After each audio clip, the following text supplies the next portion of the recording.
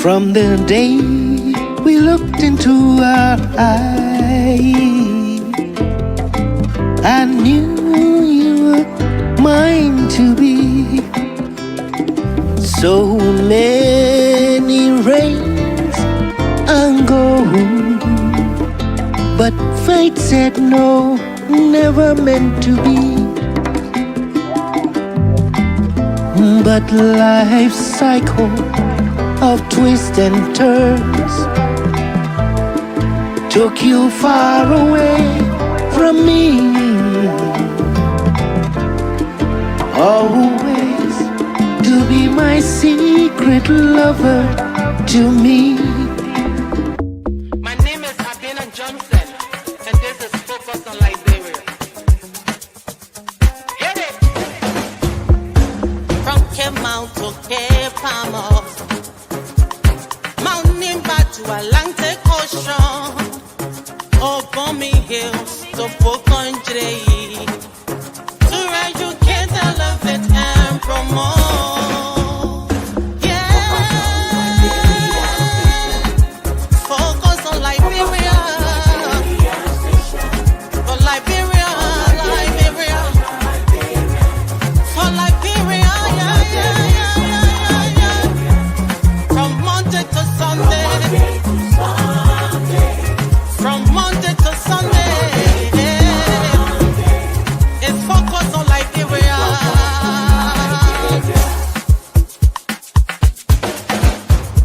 Talk about home affairs, hey, in diaspora,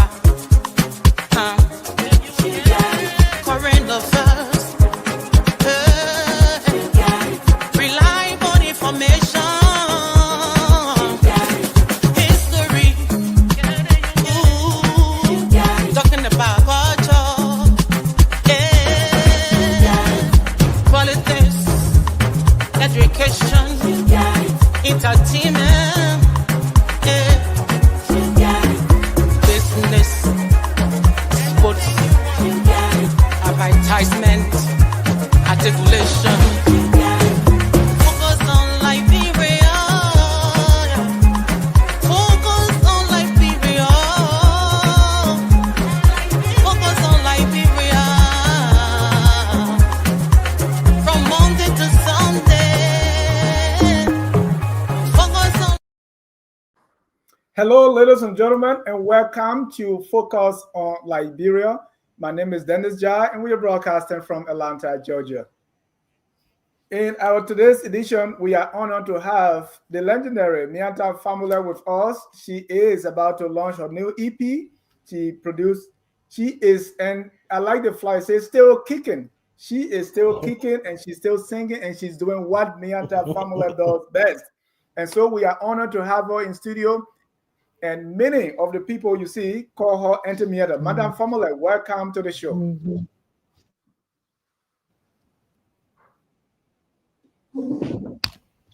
Thank you so very much for having me, Dennis. It's a pleasure. Great, thank you. And I saw your flyer, and you are about to still do what you do best. First of all, how have you been? It's been a while since you were last year on Focus on Liberia. I say welcome back, and let's have a sip. My name is Abina Johnson. Well, you keep going in and side. Oh, you don't Is hear me that the clearly? network? Let me come again. I just say welcome back. It's been a while since No, we last spoke to you on you're going in and out. Oh, it could be the Oh, yeah, network. you know, I think 2-3 years. Yeah. So is it better now? All right. And I play a little Yes, bit it's of better. okay. Much better. It's better. Great. I started from the beginning, but there's a flyer, that I saw. It says, this is how it reads: EP music launch, still kicking it by Miatta Fahnbulleh. on August 3rd, 2025, 6 p.m., there will be a lunch, and all roads lead to Jazz Bar and Grill in uh, Northridge, Accra, Ghana. I'm excited that you are launching something new. Let's talk about it. Let me start by asking you the program that is launched for August 3rd in Accra. Give us a little bit. That I'm doing something. That I'm doing something new.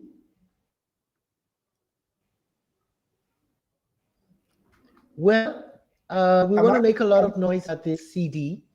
And some of my friends said, oh, but we got to celebrate the 77th birthday. And you've been in the music industry for over 50 years.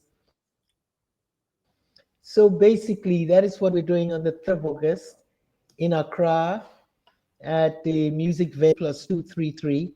I'm sure many of you who've come into Accra one time or another visited there. And it's going to be a lot of music. My friends are Stella Monia from Nigeria, Dede Mabieku from Nigeria. And from Liberia, we have Amanda Grimes Wallow, also Tanya Garnett, FA, and who did I leave out? Yes, and in Ghana, we've got Nicholas, we've got one of Ghana's leading ladies by the name of Ifia, and there's another one by Inam. So all of those artists are going to be performing. Did I say Nicholas? Our old boy Nicholas B with the golden voice. Yeah. Anytime. And it's just going to be a celebration of everything.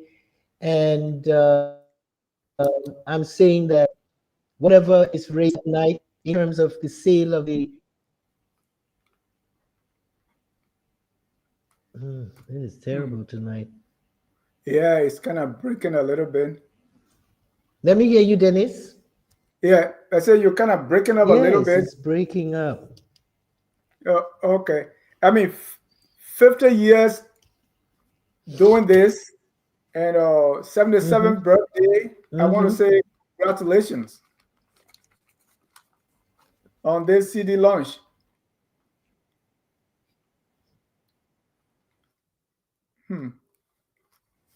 It's still, you still not hearing me clearly? Yes. Is that strange? Yeah. That is strange indeed. No, I don't know why you're going in and out, fading in and out. Right. But can you hear me clearly? Yeah, I can hear you clearly, but sometimes you fade in and out as well. So let's try again. Same thing here. Let's try again. Are you hearing me clearly now? Let's be the network. Okay. Is it better at your end? Yeah, I mean, if you're talking, I can hear probably the first part, and then it fades out at the end where I don't get the last portion of your sentence. Okay. Is it better? I turned off some things at my end. Is it better? Not really, because when you went to I turn off, it became smear.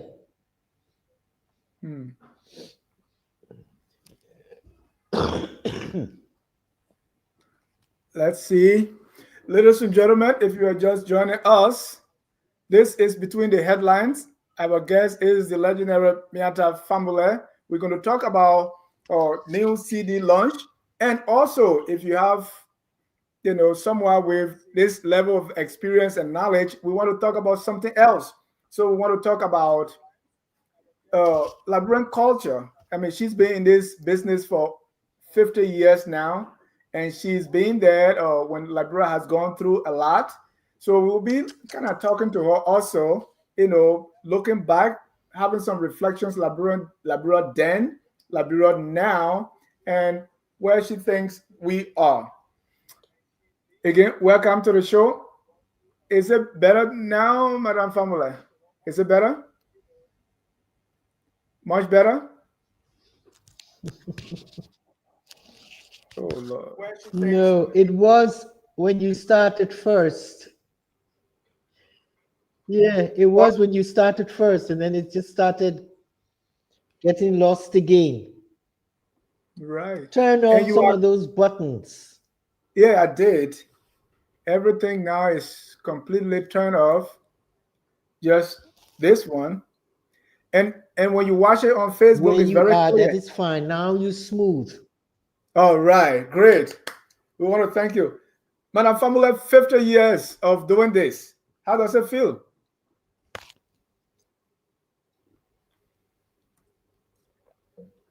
To who? To me? Yes, 50 years, I mean, and now It's okay. 50 years in the music business, that's a lot of years.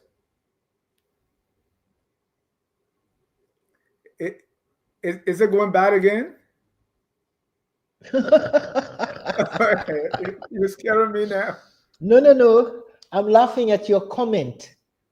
Oh, okay. Oh, okay. I thought you were not hearing me again.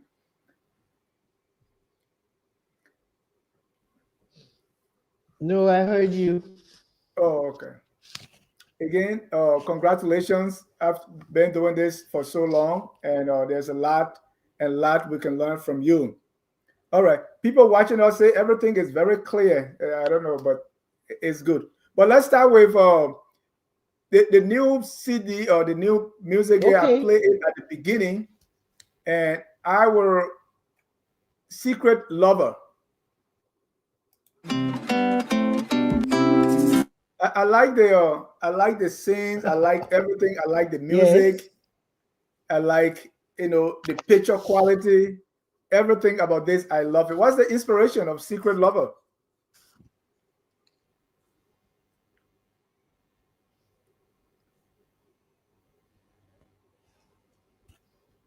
Can you hear me?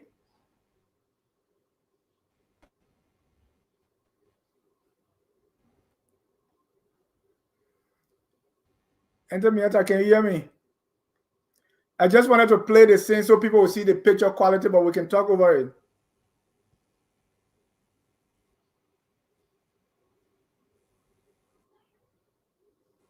Okay. Can you hear me?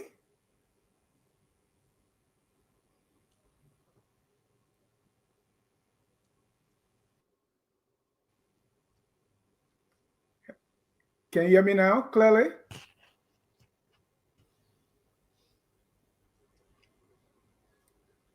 Do you want me to call you on the phone?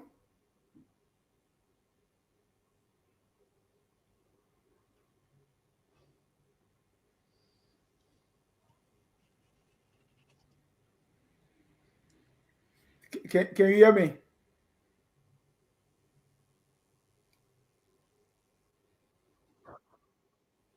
Now I can hear you, but you've been silent on my side. Oh no. Now I can hear you when you spoke just now. Oh really? I didn't hear any of it was just silence. Really? I've been talking. Mm-hmm. I've been talking. I don't know what they're I was hearing telling. outside, but I'm not hearing you. Okay. So can I call you Mm-hmm. on the phone? The picture will be here, but can I call you on the phone so we talk on the phone? Would that work? Yeah. All right. Yes, Let, I let me guess so. yeah, let me do that because this is I don't know what is happening, but we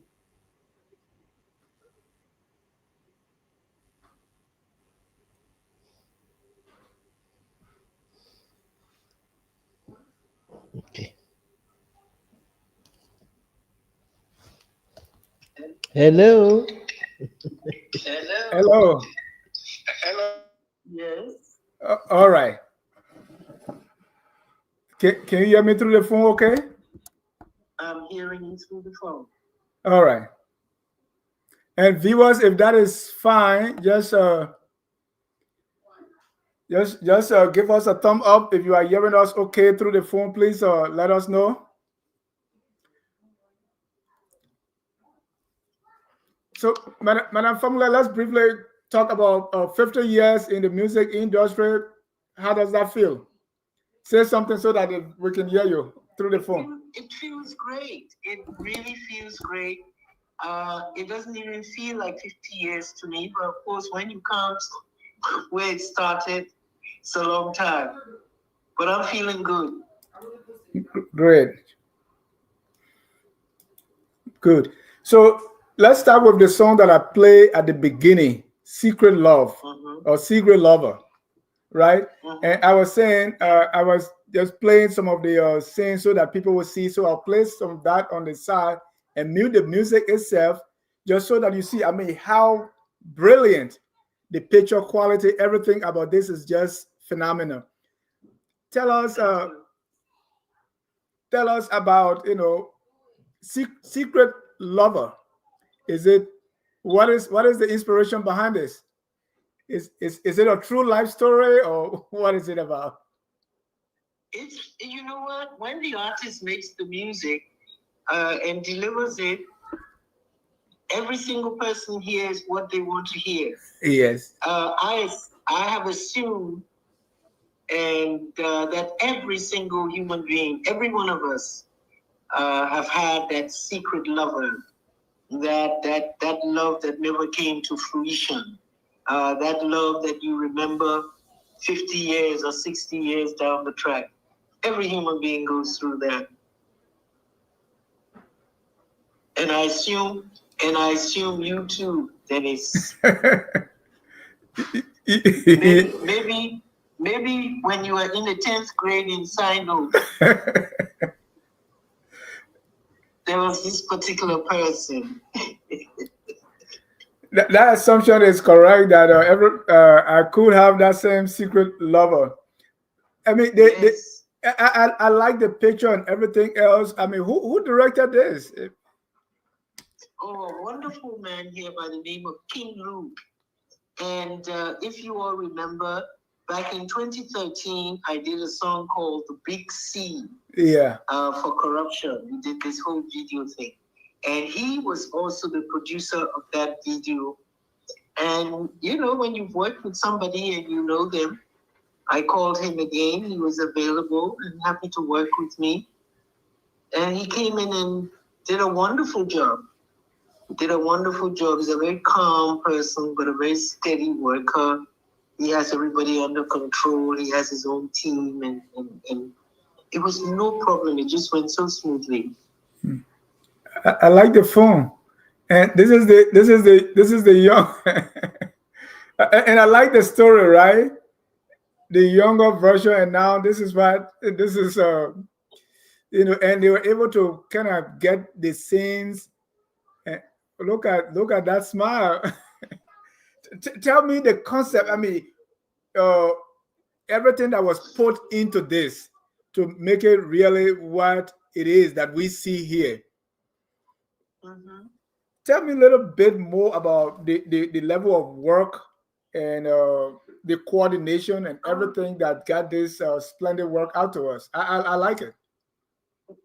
Okay, well, I mean, we took time off. We went into the studio. That took its own time. And we've been working on that for The Secret Lover for almost a year in the studio.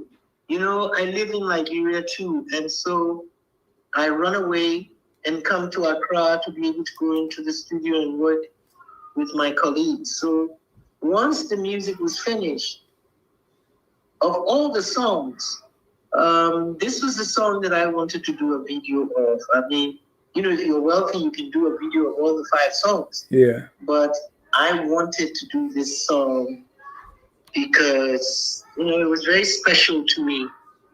And when I got back in April, I called King Lou to tell him of this. I sent him the music and told him what I saw, you know, from the young to the old, apart, And he put his script together. And then on Easter Sunday, I called my friend and brother for over 30-something years, Mr. Richard Mufida Miju, and said to him, Richard, you got to come and help your sister do this project. And he just said, oh, yes, I'm very honored to do it, blah, blah, blah. I said, are you serious? Because this man is a big star now. Yeah. I mean, he's Nollywood's leading. I said, really? He said, yes, I'll do it for you.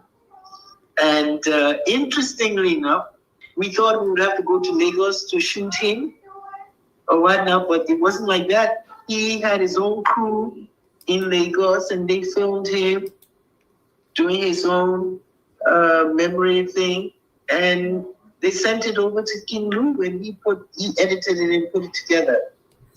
So, you know, when that was completed, Dennis, I really, really felt great. It went so smoothly. Everything came out fine. And I could just say, hey, I thank the ancestors. Yeah, and you preempted. I was going to ask about that, gentleman. The collaboration, you just went right into it. Thank you. Another song that is on this CD is Amo Sakesa. Amo Sakesa. Yeah, let me make that attempt. Amo Sakesa, what does that mean? We not explain it until we tired. Yeah. Almost satisfied. Then it went to Amo Sakesa.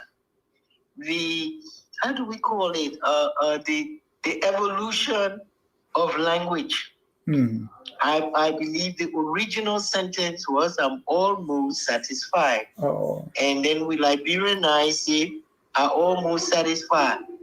And that's how it proceeded to go to Amo Sakisa, which we sang in one of our ring songs and dances when we were kids. Oh, wow. So it's not an original concept from Miatta.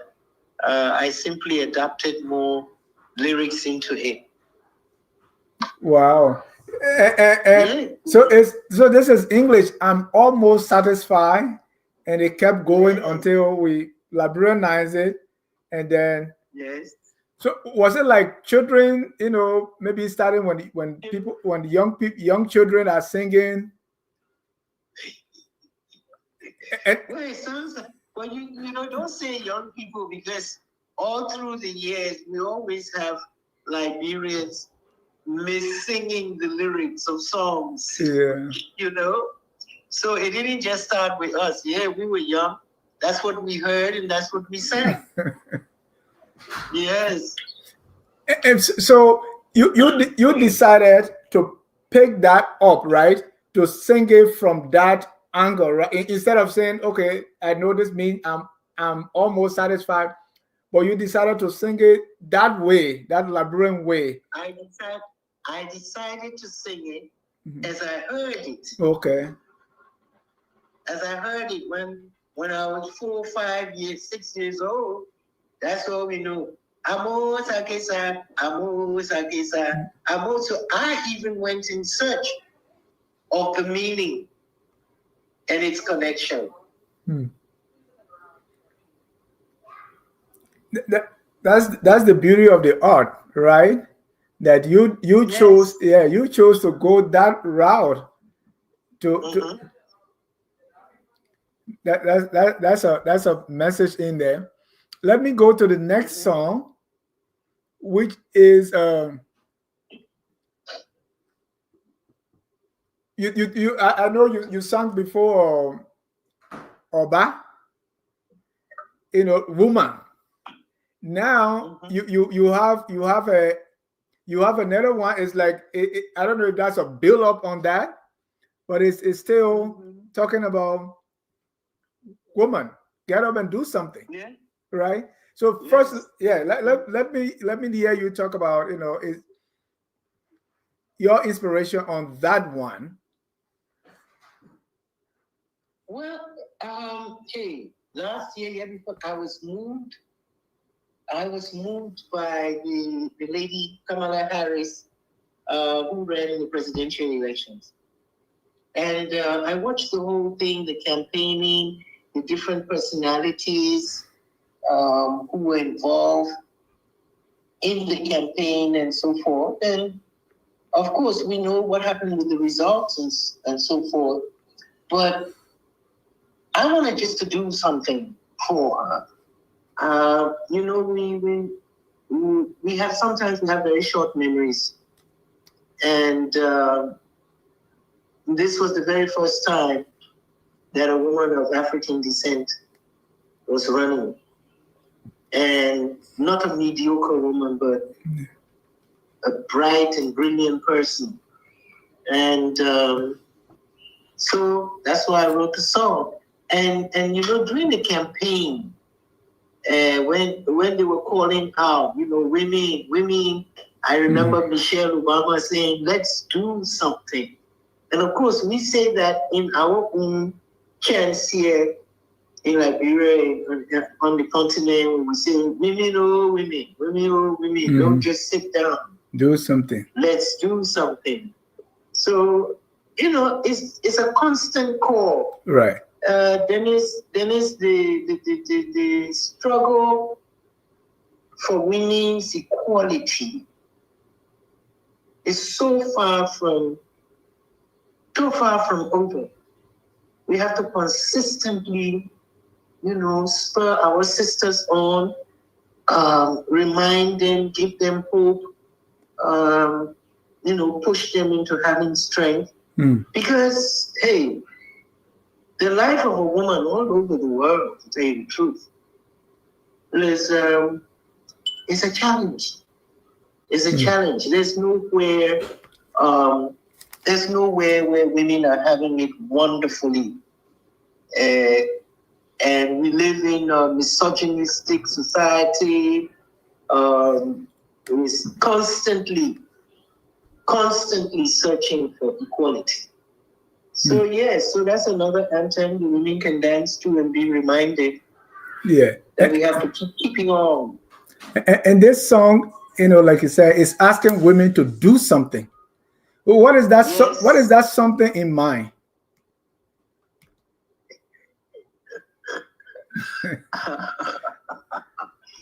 What is that something? Yeah. To stand up firm. Okay. To stand firm. To be there and support each other, first and foremost. By way of just a side thing, I'm reading in our papers that there's a possible proposal. I don't want to get the story wrong, but there's a proposal, a suggestion that the House of Representatives install another 10 seats for women and disabled. Have you heard that? Yes. Okay. Now for me, women and disabled, that's how you see us? Is that how you see us? Then I say, give it to the disabled. Give all the 10 seats, give them to the disabled. But you cannot insult us. You cannot insult us and patronize us to say there will be special seats allotted to women. Do you understand? So I'm not one of those women who think it's a great thing. I just see you patronizing me, and I am all the time asking for equality. I want to be able to go to the polls and challenge the men. If I win, I win. If I don't win, I go and sit down and come back again. But how do you allot seats specifically for women? And that is part of the misogynism in our society, Dennis. And I told a friend of mine, I said, well, when they do that, and the women go there and start talking, if they're loud and boisterous like me, then you hear the men saying that the same thing we didn't want you here for. They would be intimidated. They would be shut up. And somebody hearing that, when a family is say, okay, let's see, is it irony? Because you are saying, the inequality, so women should do something, right? But the way you want that to be done is through a fight, not allotment. Is that what I'm hearing? Not so much. Yes, I prefer to fight for it. I don't want your patronage. They say, beware of Greeks. They say, beware of Greeks bearing horses. when I put it in the Liberian context, when you so able to give us seats. Yeah. When you're so able to give us seats, we've been having this round, fourth estate or whatever. We've been having elections since 2005. Women have been in the races. Good women, credible women. They are not voted for. And that's why I say the women have to do something about that. We're 51% of the population, for heaven's sake. Yeah. 51% of the population. We should have more women elected because of who we are. And let me ask you this, right? Because at the end of the song, you listed some women from various cultures who did something. That's right. Right. So and we all know them. Right. You listed Madame President Sirleaf. You listed Madame Swakoko. Okay. Yes, I had to. What do you, and maybe this is let me ask this question. What do you think you believe that say for instance President Sirleaf did for the fight for equality of women? And then you can use Swakoko as well. What Madame Sirleaf did for women's participation and everything, that would be just my opinion. Okay, I really and sincerely,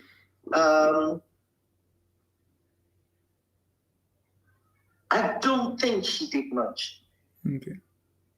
I really and truly, I may be wrong, but I don't think Madame Sirleaf in 12 years advanced the role of women after her. And that is my honest opinion. But she did something, like you say in the song. Swakoko did something. Michelle Obama did something, right? Yes, they all did something. I mean, Mrs. Sirleaf did things. Okay. You have to go through her 12 years. There's some positive things she did in terms of development for the country. In terms of development for the country, in terms of investment brought in and what was happening. But in terms of promoting, let me say promoting women, look at the woman in Namibia. The lady in Namibia. Yeah. I mean, she comes in and her vice president is a woman and her speaker is a woman. Of course, I don't think Madame Sirleaf would have ever gone that far because the men would have killed her. So you believe our society, and we still see inequality in our society? Amen, Dennis, man. Of course. It's very much there on all levels. On all levels. You got a male poet and you got a female poet. They're going to make noise about the male poet. Male singer, female singer. Male doctor, female doctor. Yes. I'm sorry. That's, that's the society we're in. And I prefer to fight for my own equality, really. And that's what we should be doing. That somebody do something. Fight for your own equality. Thank you. So if you are just joining us and you are watching, you're a woman, do something. Anthem Miatta said, do something. And since we have you, again, congratulations on your music. I want us to turn to a little bit of things that are happening. I want to get your take. Since I got you, I want to ask you a few questions before I can take leave of you. Uh, you are currently in Ghana. The current government, and I see your participation, your work, even when it started with the inaugural committee and all those things. So we were expecting you to play some sort of role, and you are not there. So I'm asking, what's happened? I was expecting Madame Fahnbulleh to be something, advisor somewhere or doing something in government. You just not interested? No, I'm not interested. Dennis, I'm not your average Liberian, okay, who is always looking for a job in the government. I'm not. And I also deal with my reality. This year made me 77 years old. Wow. And I know I look good. God has blessed me. I've got a good health and everything else. But I know my own limitations. I know my own limitations. And I'm so thankful that I have my music always to fall back on. So there wasn't a place for me. There wasn't a place for me at all.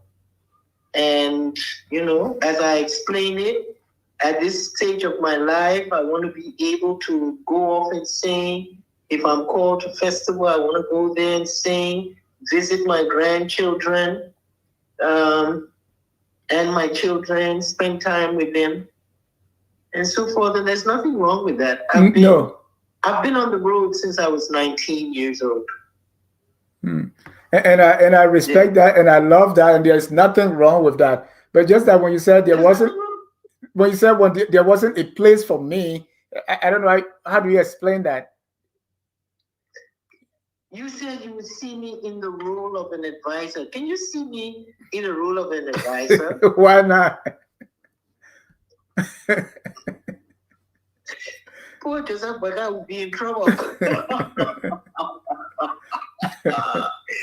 If I was advising him, no. What will you tell him?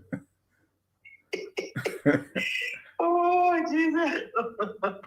No, I was totally disappointed after the whole election and inauguration because I saw people fighting and scrambling for jobs, and I was like, yeah. Everybody trying to put their family in place, their friend, their cousin. That's why I said, nah, can't be with this kind of stuff. I'm too opinionated for that.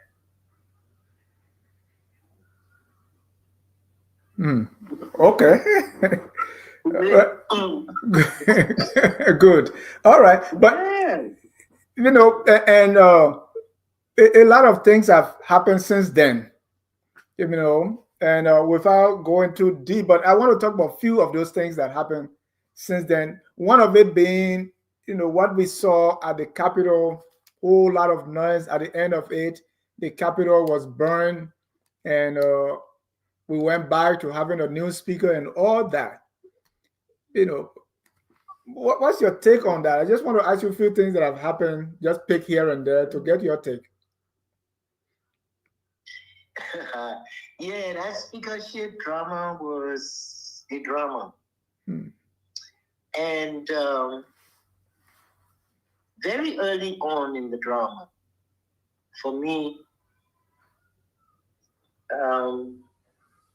I asked Mr. Kufa to resign. A lot of people didn't agree.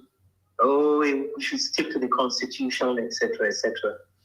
But one of the reasons why members in the legislature are called honorable men and women. If you're an honorable man or woman, if a little scandal or whatever comes or want to smear your character, you step back.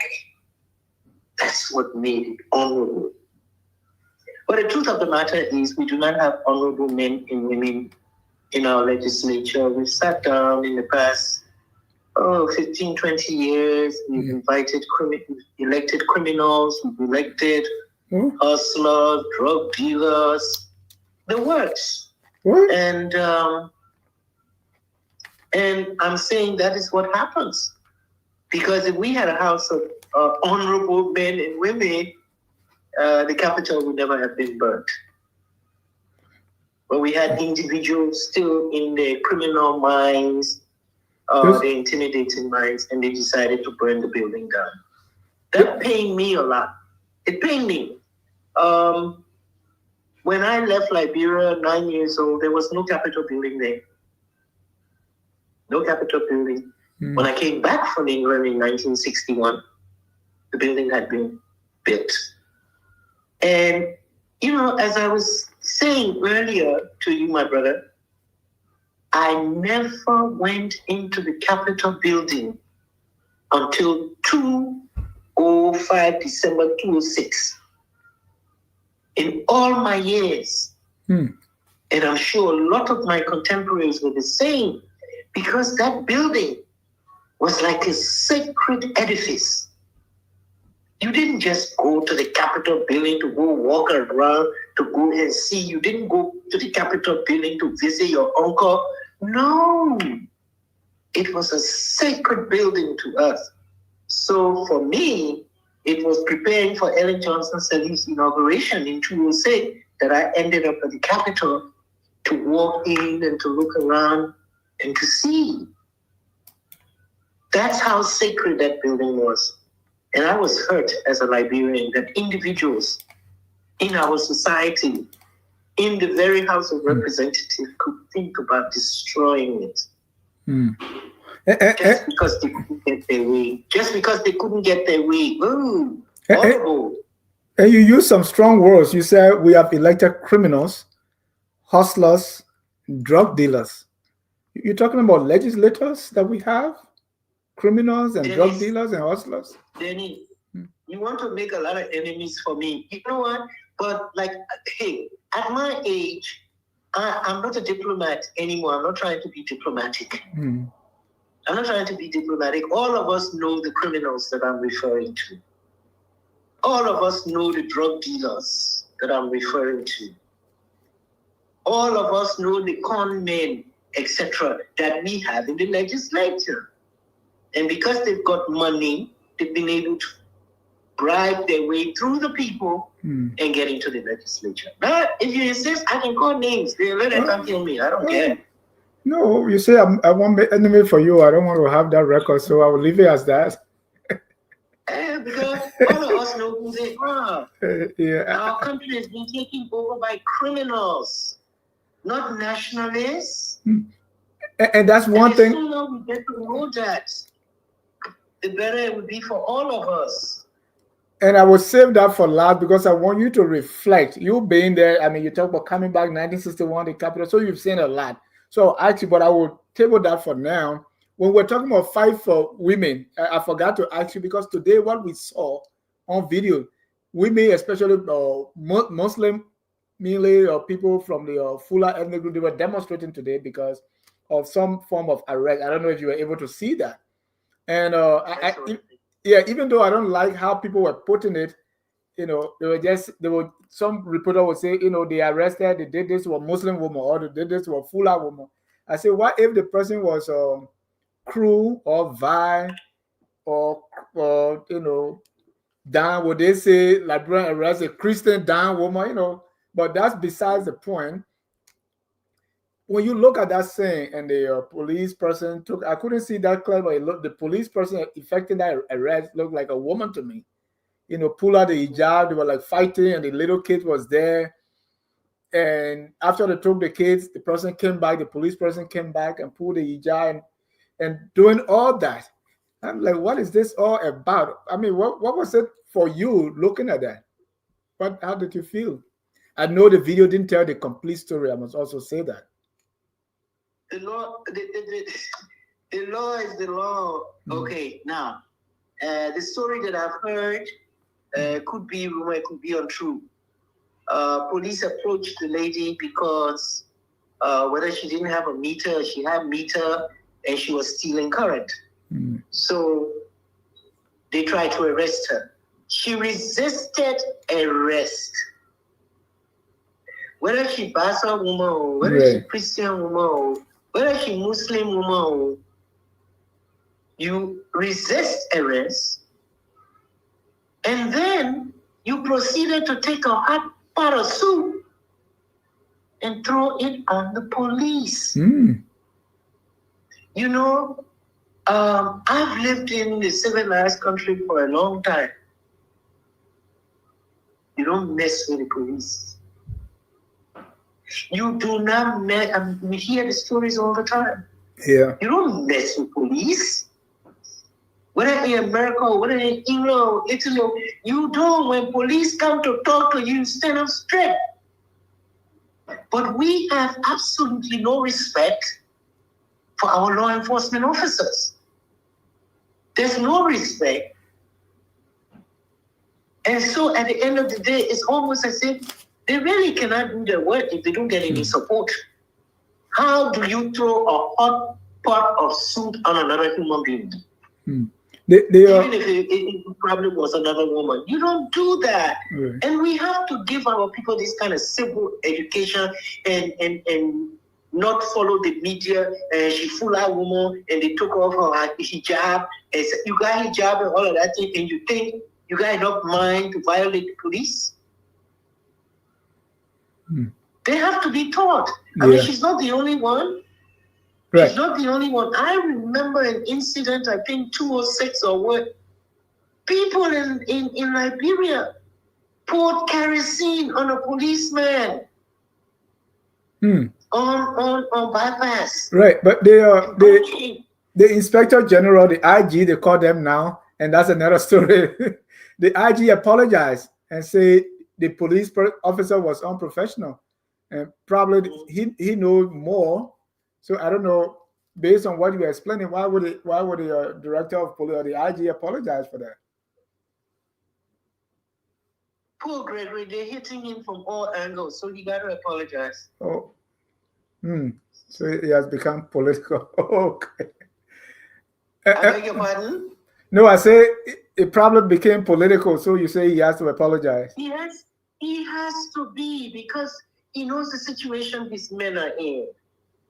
And this is something he doesn't want to escalate. Yeah.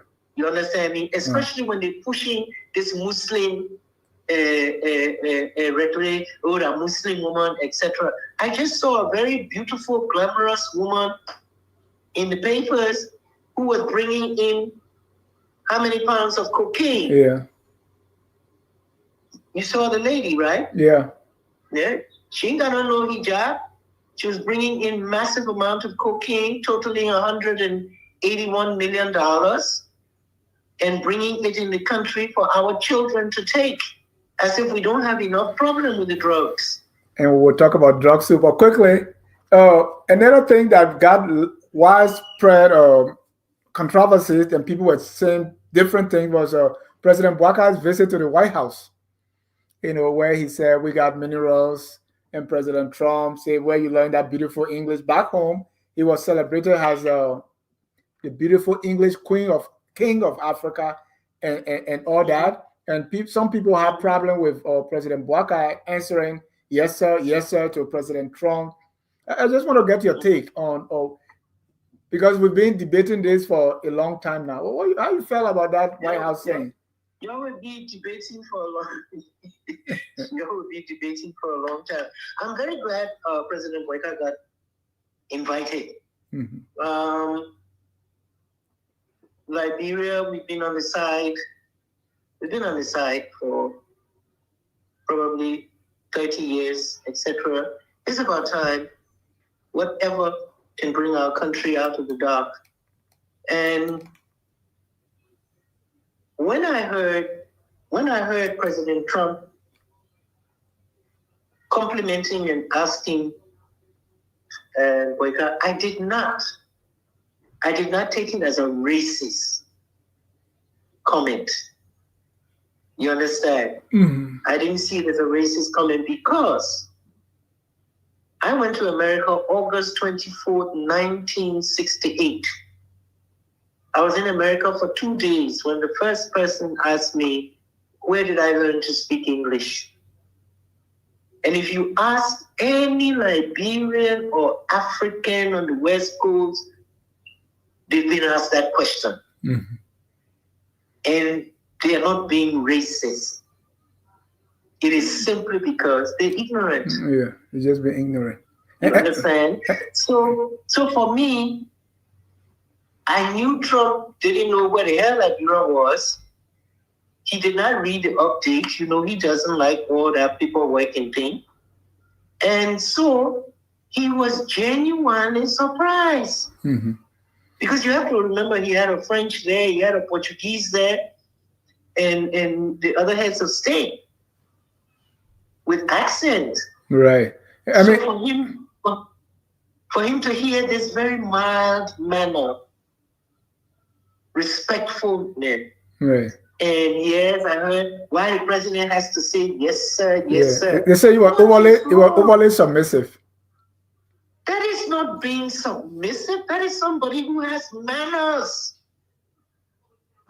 That is how you answer. Yes, ma'am. No, ma'am. Yes, sir. Because we don't have any kind of, how do we call it? Because we don't have any kind of manners anymore. Mm. To say yes, sir, to the president of the free world. I don't like Mr. When I say I don't like Mr. Trump, he won't let me in. I don't like Mr. Trump. But if I ever met him and he asked me a question, I'll say yes, sir. Because I've been taught manners. Thank you. We were never allowed to say yes. That's all. Mm-hmm. You had to put something behind the yes. And I didn't think my president was being submissive. If he was, then he's a damn smart man, because Trump would be his friend. Yeah. All right. So let's move on. I want to ask about drugs in the country. You know, and the children. Yesterday I watched a video where a lady called this guy who was the former director general at Lena. She said her son, who's 19, started using drugs and he was kind of going mad. So she tied him up, hands behind the back and the feet all chained, because if not, and you could see the grief in her heart. Like, I don't have to do this, but if I loosen him, he's going to harm others, he's going to harm himself. And this is who my son has become. And it was very sad. And that's just one story. The story of mothers are crying. You talk to your friends, even my own age, their kids, everybody all on drugs and all that drug use. I mean, I know there are some efforts when the president, in fact, when he came to office, he took his own drug test to show that this was serious. But I don't know to what extent, how much has been done. But this drug use is devastating, it's destroying the country. And it appears that at this point, we have no handle on it. How do you look at this whole drug situation?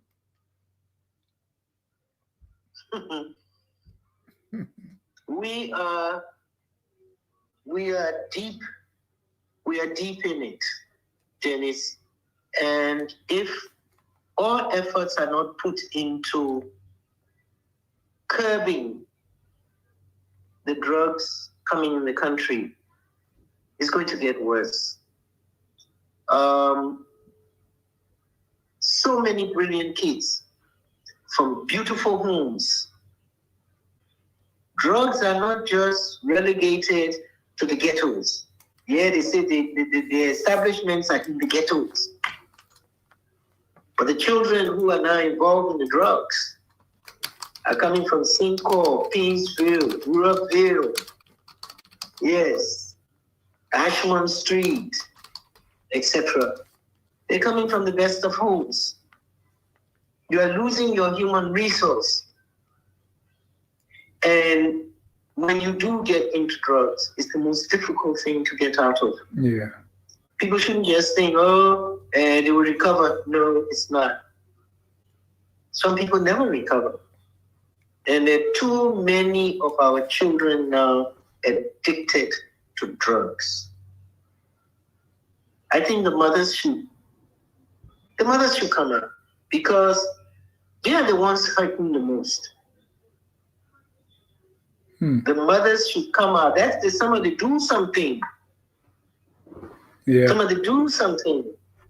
Yes, you see that mother, she's trying to do something. Yeah. It might not be the right way, but that's the only way she can protect her child. I heard a mother explaining how her child was beaten, chased by a mob for stealing just because he was on drugs. The pain is a lot. The pain is a lot in the country because we've got close to 1 million men and women and children addicted to drugs. That is serious. 10-year-old. That is serious. So just in case you do any music on drug, please, I want to collaborate to be your background singer. This is serious. It's scary. I interviewed some people, man, he said the number is growing. And so if all the drug users will vote for their own kind, we may have, and you said it already, a drug, lawmaker, even up to drug vice president, even drug president, because now with the number around 1 million, so they could outnumber everybody. They could outnumber everybody else. Yes, they could outnumber everybody else. And that's our dilemma. Big dilemma. That's our dilemma. With the few minutes I have to still hold you, I want you to, being someone, that's why we started, I want some reflection here because from the 60s, the 70s, now, and you actually by the 70s, you were very active, and doing things, right? So when you reflect Liberia now and where we are, Liberia then and where we are now, let's look at even anything that you pick up. It could be our music industry, it could be our education, it could be governance, it could be the way we carry ourselves, societal norms. Before the show, I was talking to somebody. He said I was in the police. I didn't even see myself running for president. I didn't see I wanted just to be sergeant. He said, because everybody would look at the people ahead of us. He said, because I couldn't look at the police director, Wilfred Clark, and say, I want to be police director tomorrow. But now it's not the case. You can wake up from there and run. So I want you to just give as much as you can tell us some of these reflections on how things are now. Where the country not is seen again. From my observation, we've settled for too long for mediocrity. So mediocrity seeps in everything we do. The few people who want to do an excellent job, they have a hard time because the mediocrity, and we have just accepted it. There's so many things I could reflect on. And every time I'm talking with my contemporaries, and we say we have hope, things will get better. And we're talking about our time, and I quickly say, not in our lifetime. We cannot exclude what happened to us in the war. Those war years from 1990. Because no matter what, the 10 years of Samuel Doe, we had opposition and things were done, etc., etc. But there was still a little cohesiveness within the society. But when the war started and people running, parents leaving their children disappearing, a war is not a pleasant thing. And so as a result of that, it disseminated our values, destroyed our cohesiveness that was once in the society, and everything just chakra. And when the guns stopped and the peace deals were signed, our children no longer have values. In fact, most of the human beings no longer have values. Okay? some say it's been a long time now since the war ended. Why can't we get it together? No. It hasn't. If you didn't have the foundation, okay, and you were running as a child, 4-year-old, 5-year-old with your mother and stuff, you're running, you're living wild, sleeping any night, etc., etc. No values were imparted. Our people were just trying to survive. And in surviving, they learned to do certain things. I mean, they stole when they didn't want to steal. So the war, that war, and nobody can tell you we should be over it. I have friends who come from Eastern Nigeria, the Igbo people. They are still crying from their own pain and hurt from 1967 when they started their own war. War is not something you get over easily. Right. What do we do then? What can be done? I mean, give me some hope. It will be all right. Can I hope you know? I'm waiting for more. You know, I really don't know. I wish we could find a solution. I think it's time for us to have I don't want to put it at national conference, because every time we get a government that comes to national conference, and people go and, pontificate and posturize themselves and everything else. But it's time for us to have a good heart-to-heart talk in Liberia. We need to have a good heart-to-heart talk. Every one of the leaders, stakeholders in our country, we need to come together and have that heart-to-heart talk, because everybody is being politically correct. To say what now? And to ask for the solution you are asking for. Okay. It's not for one person. It's not for one person, Dennis. Yeah. It's for all of us. Here I am calling half the legislature criminals and crooks. How many of our pastors are ready to use the same language?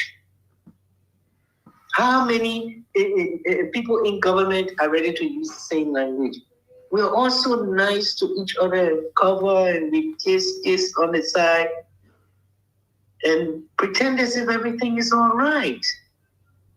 I mean, you don't think it's crazy that 103 persons in our country take away a budget of $44 million United States dollars? Yeah. While our children, we're talking about a drug problem. We have no rehabilitation centers. By the time we put it together and get a rehabilitation center, half of the children will be dead or destroyed. How do we sit down? People who did not make $100 a month, my people, they feel comfortable and good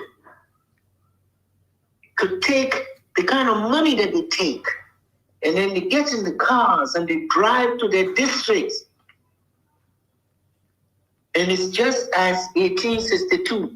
I think the only places that are really blooming, the only place that's blooming is Nima County. Yeah. And I've been saying that for a long time, not just now. The Mabians are very industrious. I saw that from 2013.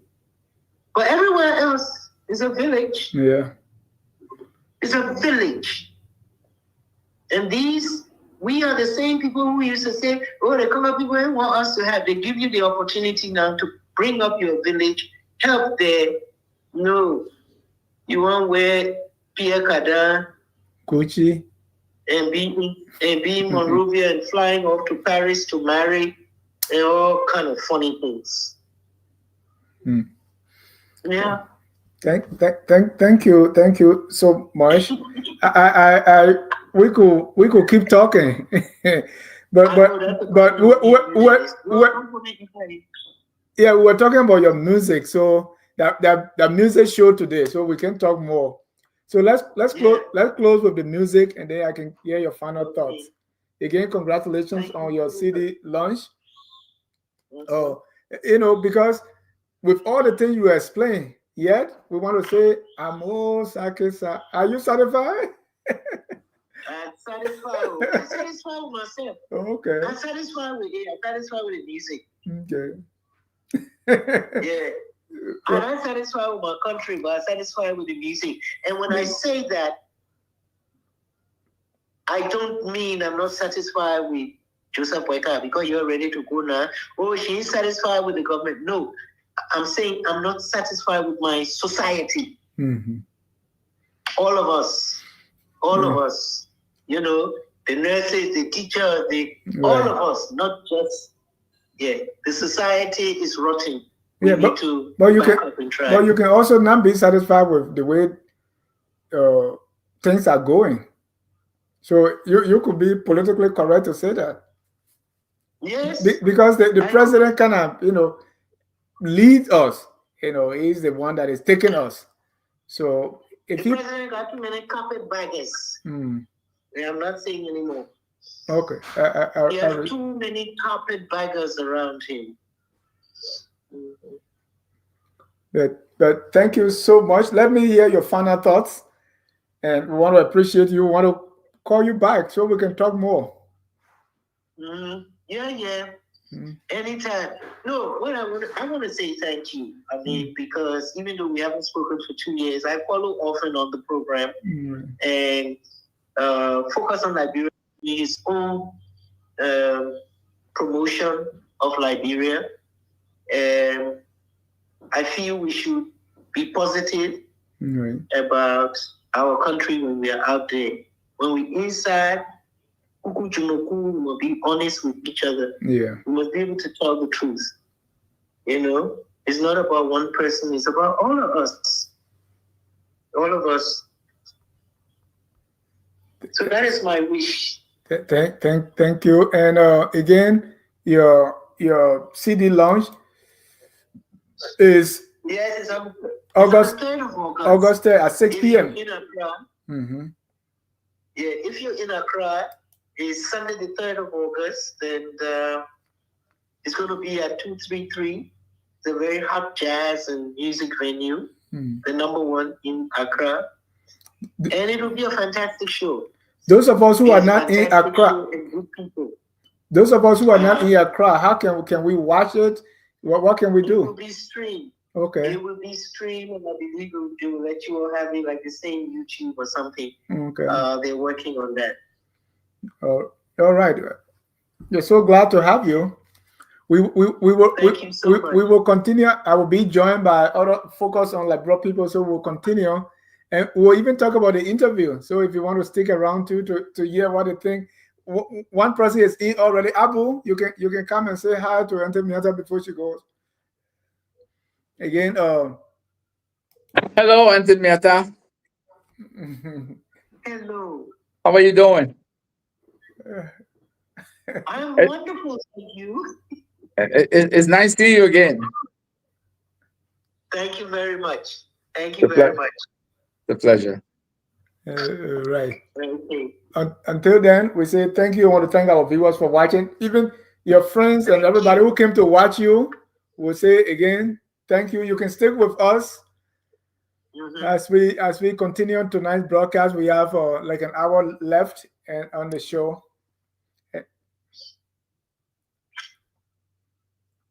Okay. All right.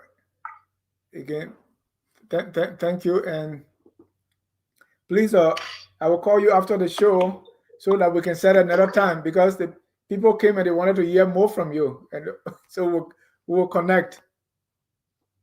Okay, love. Thank you so much. All right. Thank you, and bye-bye. Bye-bye. Cut me off. Get me off the screen. Oh, okay.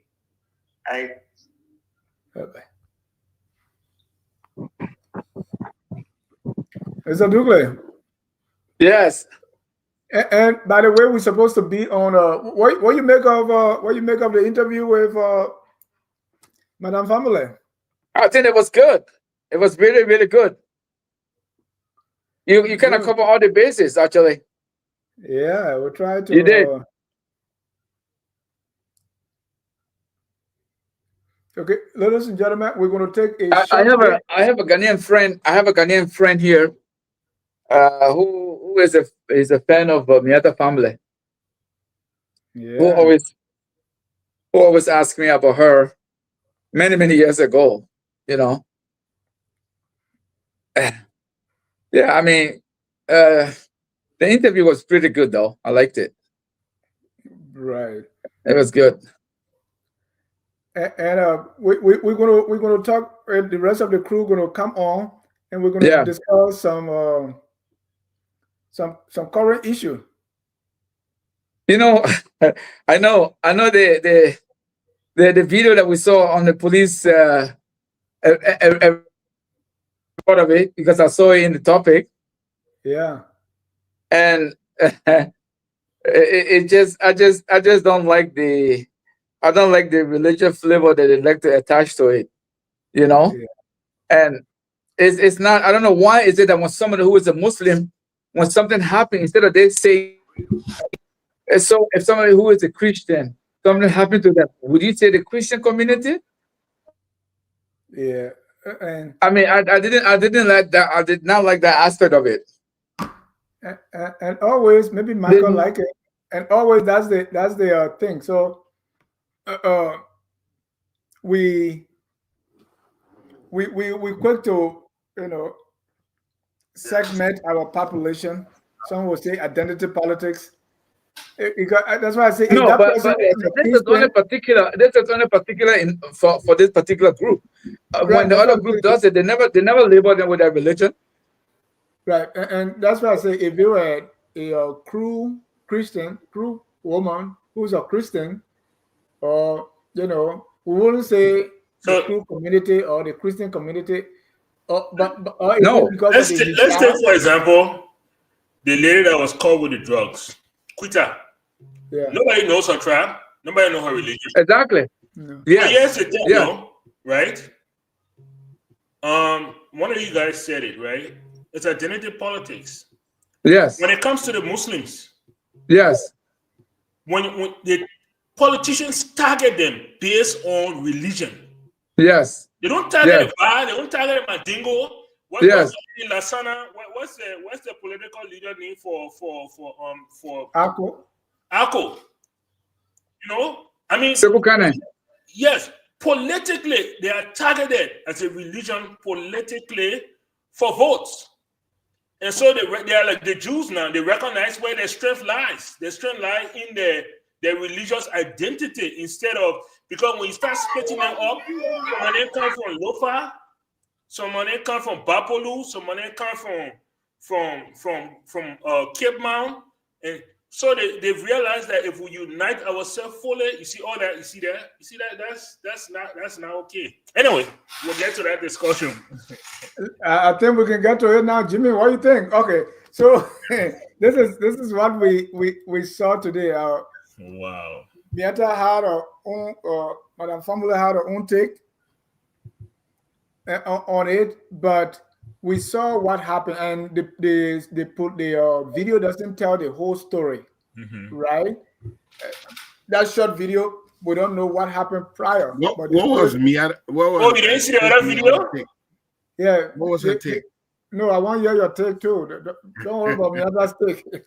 Miatta is basically saying you didn't see the video with the hot soup being wasted. Yeah, I didn't see the video, but you know, that's the story that they went because she was accused of stealing coin.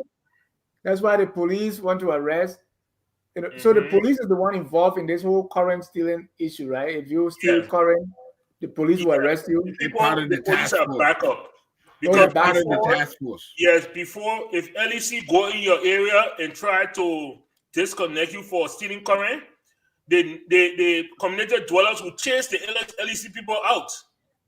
Wherever it will call us, broom, they will chase them away. So what this child doing is that, okay, what we'll do is the LMP will assign police officers to these LEC men as they go into these different communities. So that's how it started, and that's how that's what's continued since then. So that's how this officer got involved. Yeah, I didn't know I you had mean, to it's see a how task I force. shared it with you, Dennis. Yeah, Hey, Dennis, you can hear me okay? yeah. Okay. Yeah, it's a task force. And I think Mary Brown was leading that task force for some efforts. And they've been going around. I think the performance of this newly appointed managing director can be commendable. I think he shows that he knows a little more about the practical aspect of power generation and distribution. So he's doing a decent job. I must commend him. And this task force is necessary to get people to stop, pilfering power. It's costly. It's costly on us. We owe CLSG so much money. But again, it's not the small consumers that really bring us down. It's those major consumers that engage in the power theft and stuff. That's what brings us down, man. Having previously worked with LEC, I can tell you it's the big ones, the government, and those are the people those are the entities that slow down our revenue and generation. But So it's almost like Ouch. the thieves that are in suits. yeah, 2 million, we don't. right, And then when this exactly. guy It's who want to those big satisfy his rats, drug habits, those big will rats snatch in somebody's cell suits. phone, Yes. we put tire around their neck. Right. So, but there are a lot of things to take from what ensued. Okay, and I do appreciate the Muslim, the Fula community coming together and standing together. I like that aspect, but I'm one person of principle. At least I've tried to be since I've come to the age of realization that if something is wrong, regardless if my cousin, regardless if my parishioner, if something you do wrong, I have to say you do wrong. We should not do it. We need to do better. The solidarity is good, but I believe it is better to set a policy for all of us to obey than to simply show solidarity. So there are a lot of lessons to learn here. One, you're not supposed to be stealing current. Two, you're not supposed to attack a man in uniform. When once you have that uniform, you are wearing that's the flag of Liberia. That's the authority of Liberia. You have no right to attack that person. You don't, anybody, nobody's above the law. You have to go about it the right way, especially if you are trained, like Muslims are disciplined to be respectful for a law and stuff like that. That you have to show that, you have to exemplify that. And so, but also on the other spectrum, we see where we'll say it went too far. We see how the child was traumatized. There are situations like that when a child is witnessing their parents getting arrested. What you try to do is to separate the child from a scene like that. That's the first thing. So it appears that she deliberately took the child. It could be. People do that, But Jimmy, you see, you just said something now that is very problematic. You see, Okay. when you say Muslims are trained to abide by law, Yes. I think this is not a Muslim Christian thing. This is a citizen thing. I mean, this woman is a citizen or is a permanent resident, whatever she is, and she must be identified as such. I don't think it's wise. Michael was just telling us about this lady who was arrested with drugs. I don't know, at one of these port of entry. I don't know if it was at the airport, but there was a lady who was arrested with drug coming into the country. We never heard that lady's religion. We never heard what community she was from, but she was arrested as a Liberian, and she was identified as such. And I think everybody should be identified as such. I mean, I don't know why is it that they are saying the Muslim community, the food. I can tell you why. So I can tell you why, Duke. Yes. If somebody were to come to you, yes, in gown like a man, yes, those Catholic people how they wear gown, yes, big cross, yes, on their neck, and the clerical, big, whatever thing they put on their head. Yes. Okay, you will say, wow, this person here is a very religious, Catholic or whatever he is. And yes, you will expect certain conduct from such a person. Yes. So that is how the hijab signifies to us a very religious type of person. And to find a religious type of person, someone who subscribes to such discipline and faith, acting contrary, and that's when people say, but wait a minute, you wearing all that stuff and you acting like that, what's going on here? But that doesn't make it appropriate, Jimmy. I mean, I still don't think just because she wear a headscarf or hair cover, she should be identified solely based on that. She is a Liberian, and that's, for me, that's what matters. I mean, we can debate what I listened to the people that got into the street today. Okay, that's where I was going. They were not talking about the Liberian woman. Exactly. They were talking about the Muslim woman whose head was uncovered. That's right. And they kept pushing that point. Yes. All these hundreds of people in the street pushing a religious point. I mean, it's not like a one-sided thing. It's like both sides just play this religious card back and forth. I'm with, and probably that's why others who are not part of that community are feeding into this identity politics, because it shouldn't be like that. Like you said rightly, why? I mean, it's a very good example that you cited. This lady was arrested for drugs. She was never identified. Her tribe was not identified. Her religion was not identified. Why is that? I mean, how different is this? I mean, this is Duke. If the woman who was arrested for drug was in a priestly clerical, right? Yes. Was dressed like how they call Catholic nun, right? If you are dressed like Catholic nun, you don't think the religion will come in? No, the religion should not come in. I mean, no, because people that, especially in our 24/7 news cycle, people that's where sound bites sell. Yes. So people, you look at, that's where a picture, images. So people, what left in people's mind, and because the police went after the hijab and pulled it, and that was one of the things that got some people to cringe. But why do you need to do that?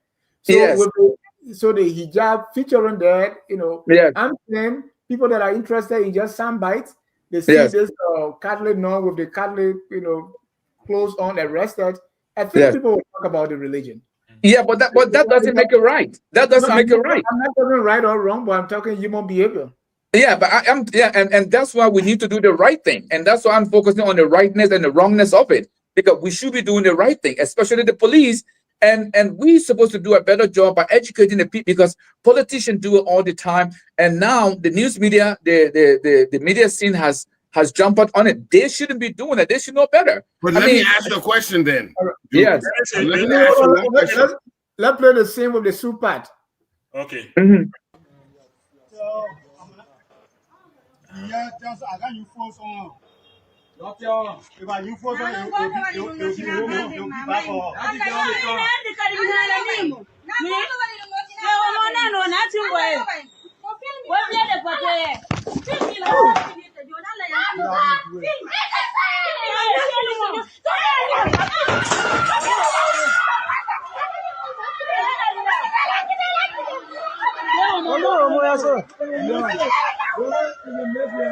And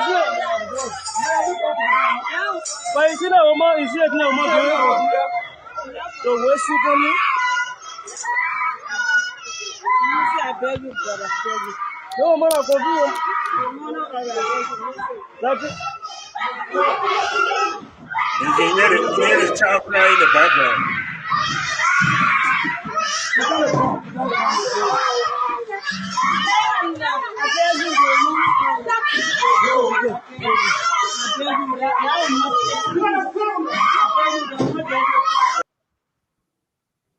Yeah. So here's my question, Duke. Yeah. People play politics with religion because all the different demonstrations we saw today, you know, they talk about how they disrespected her hijab. Yeah. They talk and you found out they were the Fula community came together. All of they used politics. They didn't look at this woman committed a crime like how you want to look at it. No, they added all that what do you call it? Identity? Alternative politics.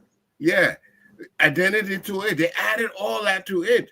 But I want to tell you, if this woman had done the same thing in Guinea, where it's majority Muslim and whatnot, yeah, or in Senegal or anywhere there's a large Fula community, she would have been treated the same way.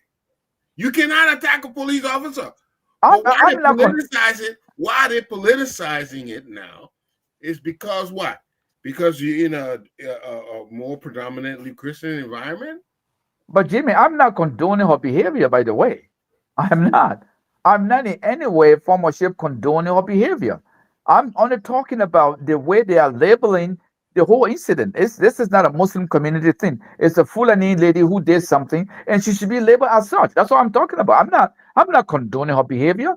I mean, look, like you said, you work at LEC before. I don't know. I was even going to ask you. Do you know a gentleman who worked at LEC? They used to call him Bowie. Bowie. Yeah, he used to be a big fan of IE. One of the things Bowie was known for in LEC was to go after people who steal electricity from LEC.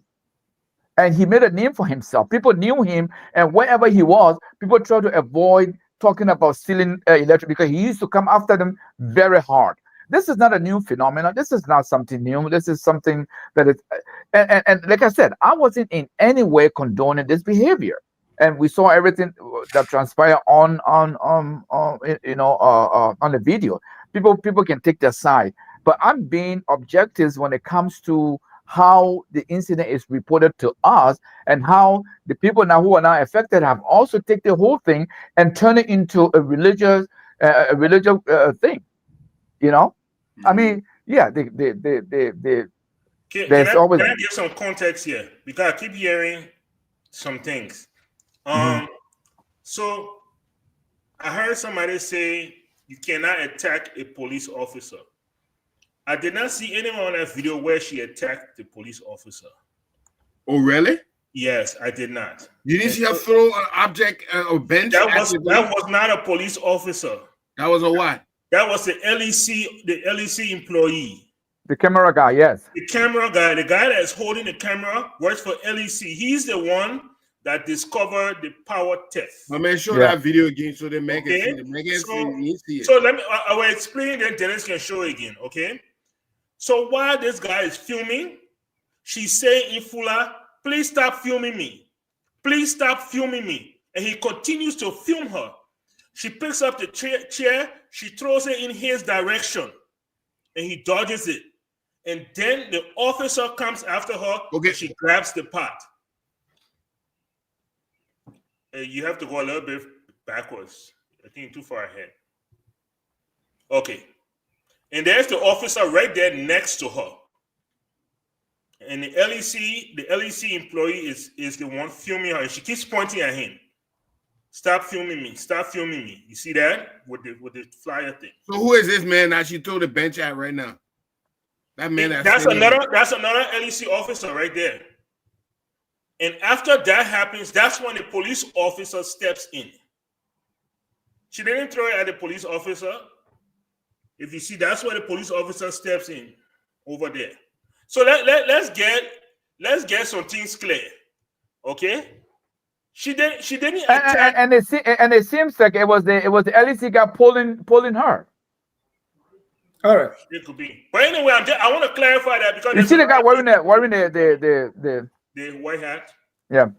All right. There's a lot of misinformation going So, on. so that's on the arrest. And again, everything is political. People went out and say you did this to Muslims, and most of the wars. And I told somebody today, if Jimmy and Dukle, maybe they have their beef over maybe cassava leaf rice, if they start fighting, instead of, we don't even want to know, the next thing we say, there's war between Bassa people and Mandingo people.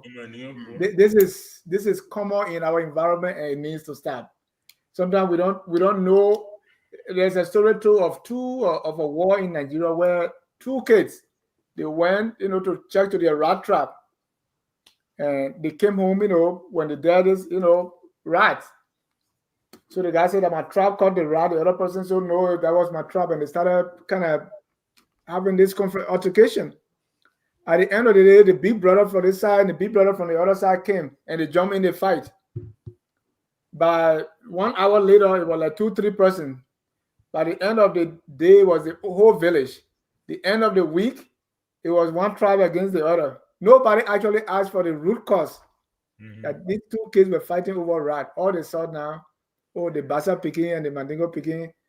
So they got to be is against Mandingo people. No, it's Bassa people, and they started fighting. So in our society, we should try to avoid all that. I think that's and let's LEC do the job. Again, it goes back to putting things into place as to why this degree of power theft. We will do our root cause analysis. We find why, and then you can put in place how this can be mitigated. Yeah. Maybe the current solution is not working. Well, it had never worked, and this thing has been going on when I was a little kid in Monrovia. I mean, I remember our house was just on the main street. If you know what they used to, G.L. Gibson Memorial Elementary School. Next to G.S. Gibson was our house. When you come from G.S. Gibson, you come to our house. It was right on the street. So there's a little house next to us. Almost every month, LEC was coming there to disconnect their lights because they used to find a way to get their electricity through one of these. So this is not something new. It's not something that started yesterday or during the war or after the war. This thing has been going on since I remember LEC existing. The people always still current. And sometimes then the sad thing is most of these things is usually encouraged and done by people who work for LEC. They buy them for LEC. I mean, it's a problem that has so many components to it. It's that they go to the end user, which is the individual who uses this stolen power. But this thing starts from somewhere. I remember seeing a video somewhere where an entire community was illegally connected to LEC power, and they later on found out that this was done by somebody who actually worked for LEC. I mean, so you have to address this issue from the very source. I mean, the scale at which it is, you're muted, Dennis. The scale at which it is right now, I've never seen on that large of a scale before. It's humongous. It's The humongous. scale at what? Let's move on to our next issue. We talk about the power theft. Certain things been happening. I want us to talk about it. There's a whole idea of dedication. The President Bouaka has been dedicating too many things, right? I don't know. And for me, I started seeing more of that from the previous WIA administration, and it now continues, right? Like we don't normally see even the people. I think the last time he was in Bon County to dedicate passport stuff, in bombing for a hospital. And there was a video where on the road, I think they locked down the entire traffic, and I saw people in Kingsville, the park said nobody should be on the road because the president is going to park. Jimmy, you have seen a lot, you know. This whole dedication ceremonies. I think the last time the EPA, our own friend at the EPA, Dr. Yakpawolo, he had a new building, you know, they're going to dedicate it, and the vice president is there. It's like even you can be in your own department if you write a little pamphlet for the rules, you know, a little SOP, dedication, and everywhere. What's up with this? Well, obviously, they're trying to, you know, stack up accomplishments, you know, so it can be said that all these different things were concluded under Buckeye's administration. So, you know, that appears to be the strategy. Now, many would think that why a well would be important. Why, for you and me, the optics doesn't look anything special, but for many to see the president engaged in even these small projects, they score points. You know, you know, how do I do this? The politics of the Liberian politics and the Liberian people as a whole, we respond differently. We from different backgrounds, different level of education, different exposures, you know, and our politicians know how to manipulate the different groups. And so right now, the showing up of all these small dedications and things, it has an effect on certain groups. Maybe not somebody like Dennis Jah or Michael Padmore or Dugley, but for some, they look at it like, yeah, you see the president doing something again. You see the president doing, and they're scoring points. You see, the politicians understand this thing better than we do. They have a completely different grasp of how to appeal to the people. The other day when we saw McGill running and what our other boy who went to River says, who from the port. When we saw them running, they said, no way in the world they will win. Bill Traore. Bill Traore. No way. But you saw what happened. They won overwhelmingly. So when you see these politicians doing their thing, you know, they're kind of like a Liberian version of the Trump politics. They know exactly what to do. They know who they're appealing to, and it's been working. Thank you, Michael. Maybe that's one reason your man Cummings didn't win, because he couldn't show off enough. It could be. It very well could be. You know, CDC lost, but Nathaniel McGill won overwhelmingly in Markibi. CDC lost, but Bill Traore won overwhelmingly in Riverses. ANC lost, but Musa Bilete won his district hands down. What all of them? What's the common thing among them? They were passing around dedicating. You know, it's what we've reduced our voting population to. They don't ask for policies. They don't ask for plans. They don't ask for how you're going to maintain it. You know, they don't ask for how is it going to be effective. They ask you, you know, what have you done? I remember when the elections are coming, we started joking. George Weah passing all around groundbreaking, causing earthquake. But those projects that George Weah were groundbreaking, that is the project today that Boyka is dedicating. You know, so they were meaningful projects, but like people, they didn't see anything standing in front of them, so they didn't even ask, oh, what is this going to be? How is this going to affect our lives? No, you know, oh, we're not seeing anything. The American, he broke ground, he left.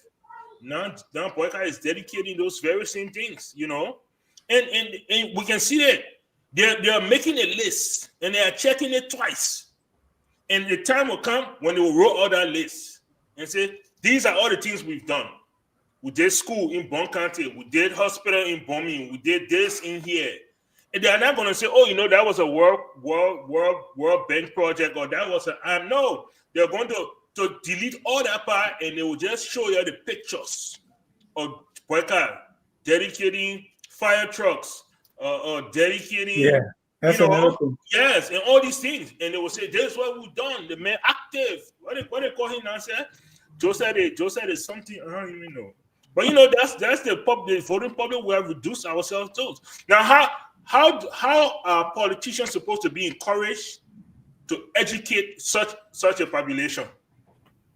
You're working against yourself, because if you educate that man will start asking for more. He will start asking the real questions. So no, I will keep you where you are, and I will continue to win elections because I will just show the light in front of you. And that's what we are today. It's a sad case for Liberia. Dukle, is that our new normal? Yes, and actually that's how it's always been. If you remember, people talk about the SKD complex. That the SKD complex was not a Samuel Cato project. That was a William R. Trouble project, but it was carried on during those era, and Doe took credit for it. So this is not something new. I think I've said it on this very platform before. Most of the roads that are being worked on today, they were projects initiated by CDC.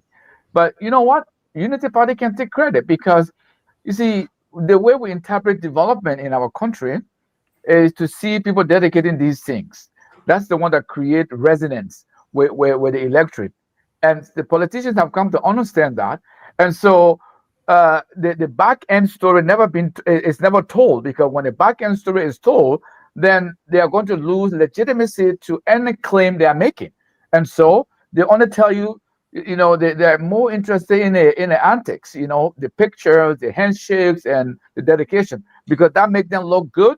That makes them appear as if they're doing something, even though you and I know they're not doing absolutely nothing. But they are willing to take credit for it, because they know by taking credit for it, Ghanaian people say, we want to see a kuni kuni. I want to see it with my own eye.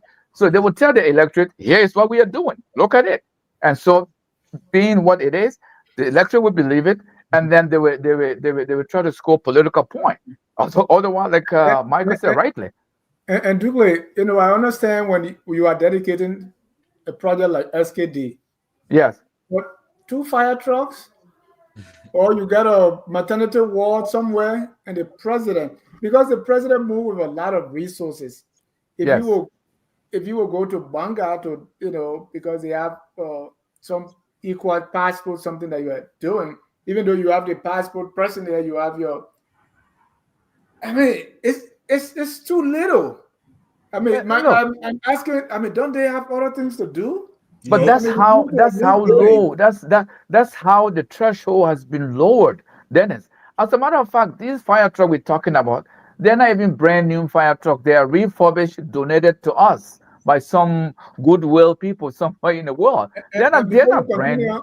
When I interview a firefighter here, he says some of those things can't even work. There you go. Our area is different, so some those things are so big, we don't have road for it. Yeah. The places, because they come from a core area, so you can't even try to get in that thing in Liberia, because it will burn you. It's too hot. But it's not suitable. It's not suitable for our environment. But because it's a gift, it's donated to us, it's given to us free of charge, and we don't want to spend our own money to buy these things.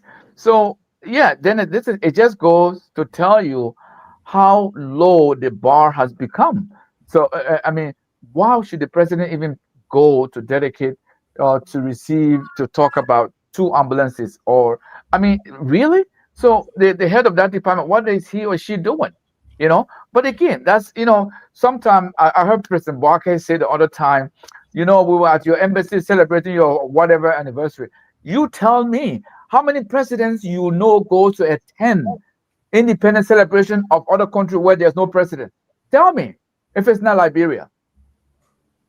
Look, I attended many independent celebrations when I was overseas, and those were always marched by the individuals that were there. If the ambassadors are there, you will see only ambassadors. What the president doing to attend the people in independent celebration? But it just goes to tell you how low we are willing to go. Otherwise, I mean, you don't even hear about these things. If you got a fire truck coming to the country, you won't even hear about it. You shouldn't hear about it. I mean, it's a waste of time and waste of resources. But again, for us, we are just an exception. You know, I remember telling somebody when we was selected, I said, you don't need grade 9 education to be president of the Republic of Liberia because of the people you're going to be governing. I was being sarcastic, just to sort of say how even if you're only 9th grade educated, Liberian people will vote for you because of the mindset we have. So then this is just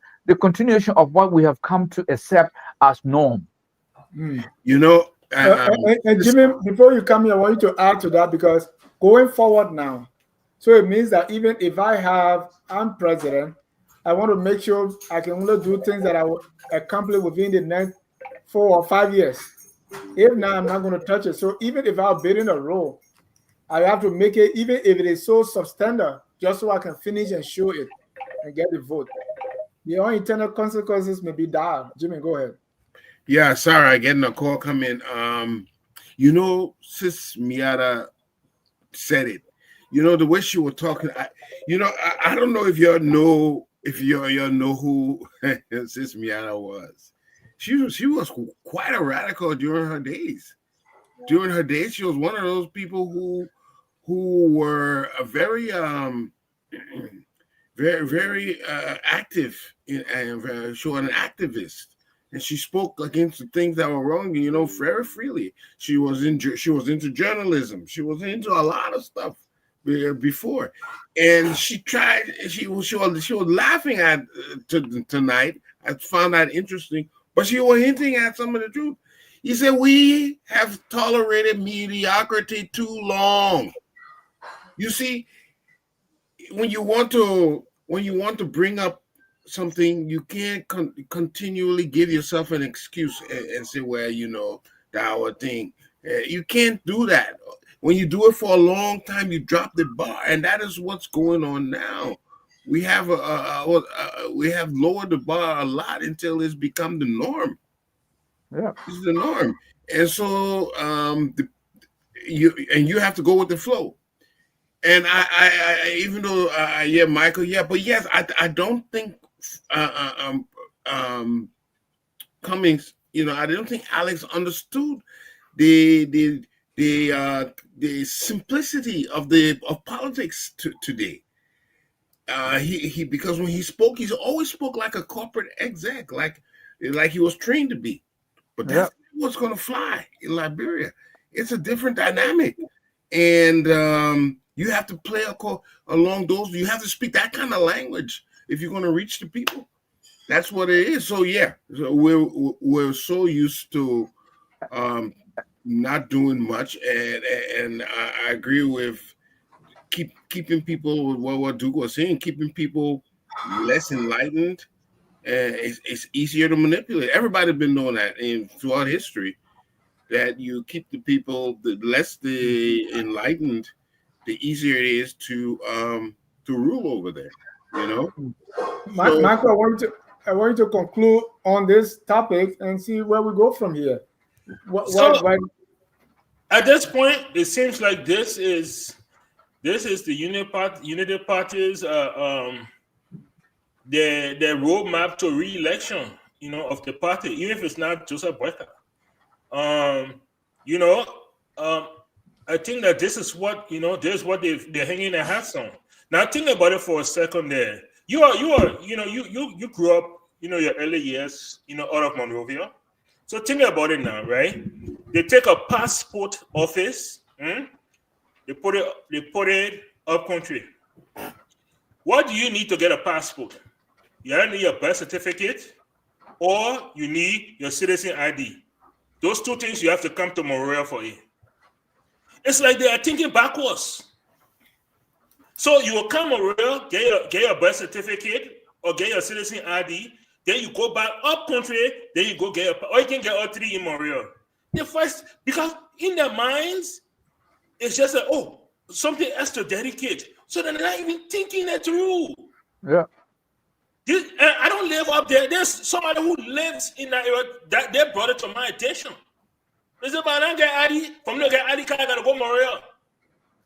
For me to get a birth certificate, I gotta go to the health ministry. Yeah. So then why they bringing the passport thing up yet? I bet you if you ask them and say, can you tell me in the last 6 months how many people from Bon County came to Monrovia for a passport? They won't be able to tell you. Because you have to depend on the data and rely on the data to say, look, we've been keeping data and we see that 6,000 people have come from Bon County alone to get passport. If we're going to put a place somewhere, we'll put it in Bon County to absorb that number. No, it's all about how do we run the next election? What do we right now? They're running out of places to dedicate. I don't know if you noticed that now. They are running out of places to dedicate. So you will see. Yeah, you see? But that's where we are right now, man. And you know, it is the new norm. Unfortunately, it is until it is proven defeated. Remember, once upon a time, anybody here who Joey live for, that person won election. Yeah. And that became a new norm. If you wanted to win election, suck up to Joey will live for your hand, and you'll be defeated. Him say you'll win. We saw Thomas Fala lose. Joey went bombing, and he tried to live for what the man name in bombing? Setuma, right? Yeah. I believe it was Maurice Setuma. He tried to live for Maurice Setuma in bombing, and the bombing people started to boo him. And Edwin Smith had to step in. From there, nobody wants Joey to live for their hand anymore. Yeah. That phenomenon has been defeated. Yeah. Until this one is defeated, it looks like this one. And if you notice, everybody's going to follow. Everybody's going to look for the project to now Musa Belete went to Bapolu and said, I'll obey your breach. Because he understands the politics of it. That's what Thank you. Thank you. But you now hear the news? Which one? That LPRC now will be importing petroleum products because that way, according to the president, is going to ensure that they have petroleum product all the time, and the delivery will be very small. There will be no shortages. What is different? They've been importing. No, LEC on the stores since the war. They don't have storage. LPRC. LPRC. They don't have storage facility. So business people like Musa. Now they themselves will import it. Yeah, and then sell it. They will be marketing it now. So you already know what's going to happen, right? LPRC will bring the gas in town. LEC will credit some. Ministry of Transport will credit their own. Ministry of Education will credit their own.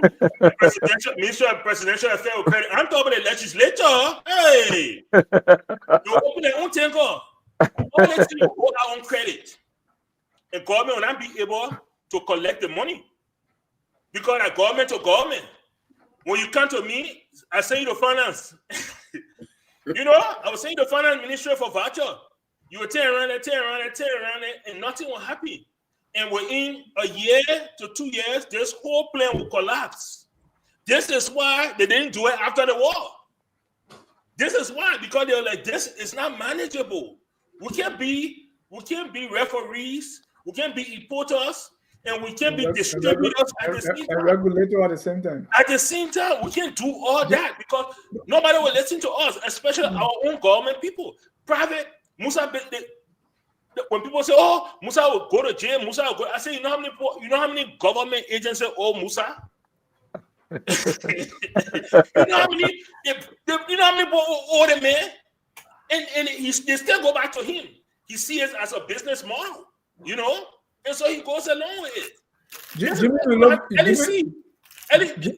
The legislature does not pay LEC. When Jawea became president, one of the first things he did, he had to remit $9 million to LEC because the government owed LEC $9 million. I still remember that. Yes, and Michael, hold on, because Jimmy looked very sad. Hearing this. Jimmy, I mean, and you thinking now, okay, what's the analysis that went into this for it to become a policy? You know, I don't understand it. I'm trying to see the logic in it. First of all, where are you going to get the money? Because first of all, these people, to import it, you need good bit of money. Yes. So where are they getting the money from to do this and to do it? You know, and I see there's a conflict. I see there's going to be a conflict of interest because the way it's done now, they store everything. All the importers, they bring it, they offload it to LPRC, and whenever anybody wants product, they give it to them. Sometimes if your product is being delayed, they will give you some on credit. Now that they will be importing it, I see there's going to be definitely Jordan, Michael talking about there's going to be a conflict. I don't know how that boy tries to do that. Who they got to LPRC now? What's Hey, why you say boy? You must swear. That boy, man. You know why? You know what? Because I'm talking about my younger brother. Man, that's a boy. No, my younger brothers then. He's not Peking. We're not calling Peking, but he's a okay. I'm calling Peking. Younger brother. Go ahead. You know, so I don't know how they plan to navigate that. I find it interesting, but we'll see how it works out. I think there will definitely be a conflict of interest there. I don't think we can import it and to be distributors and be storage all at the same time. I see a conflict of interest. And Duke, let's add to that, you know, because in Nukar, right? Yeah. So we're trying to say, you know, people are trying to say, I remember an interview, Mr. Christopher Neal was saying, hey, I mean, why we need these two? There's a way we can put them together. Now, LPRC has gone into importation. Well, this is just... we have Nukar that is struggling, that, you know, the Nukar boss, she lost as a representative, went to Nukar, and maybe she saw that another Susu part.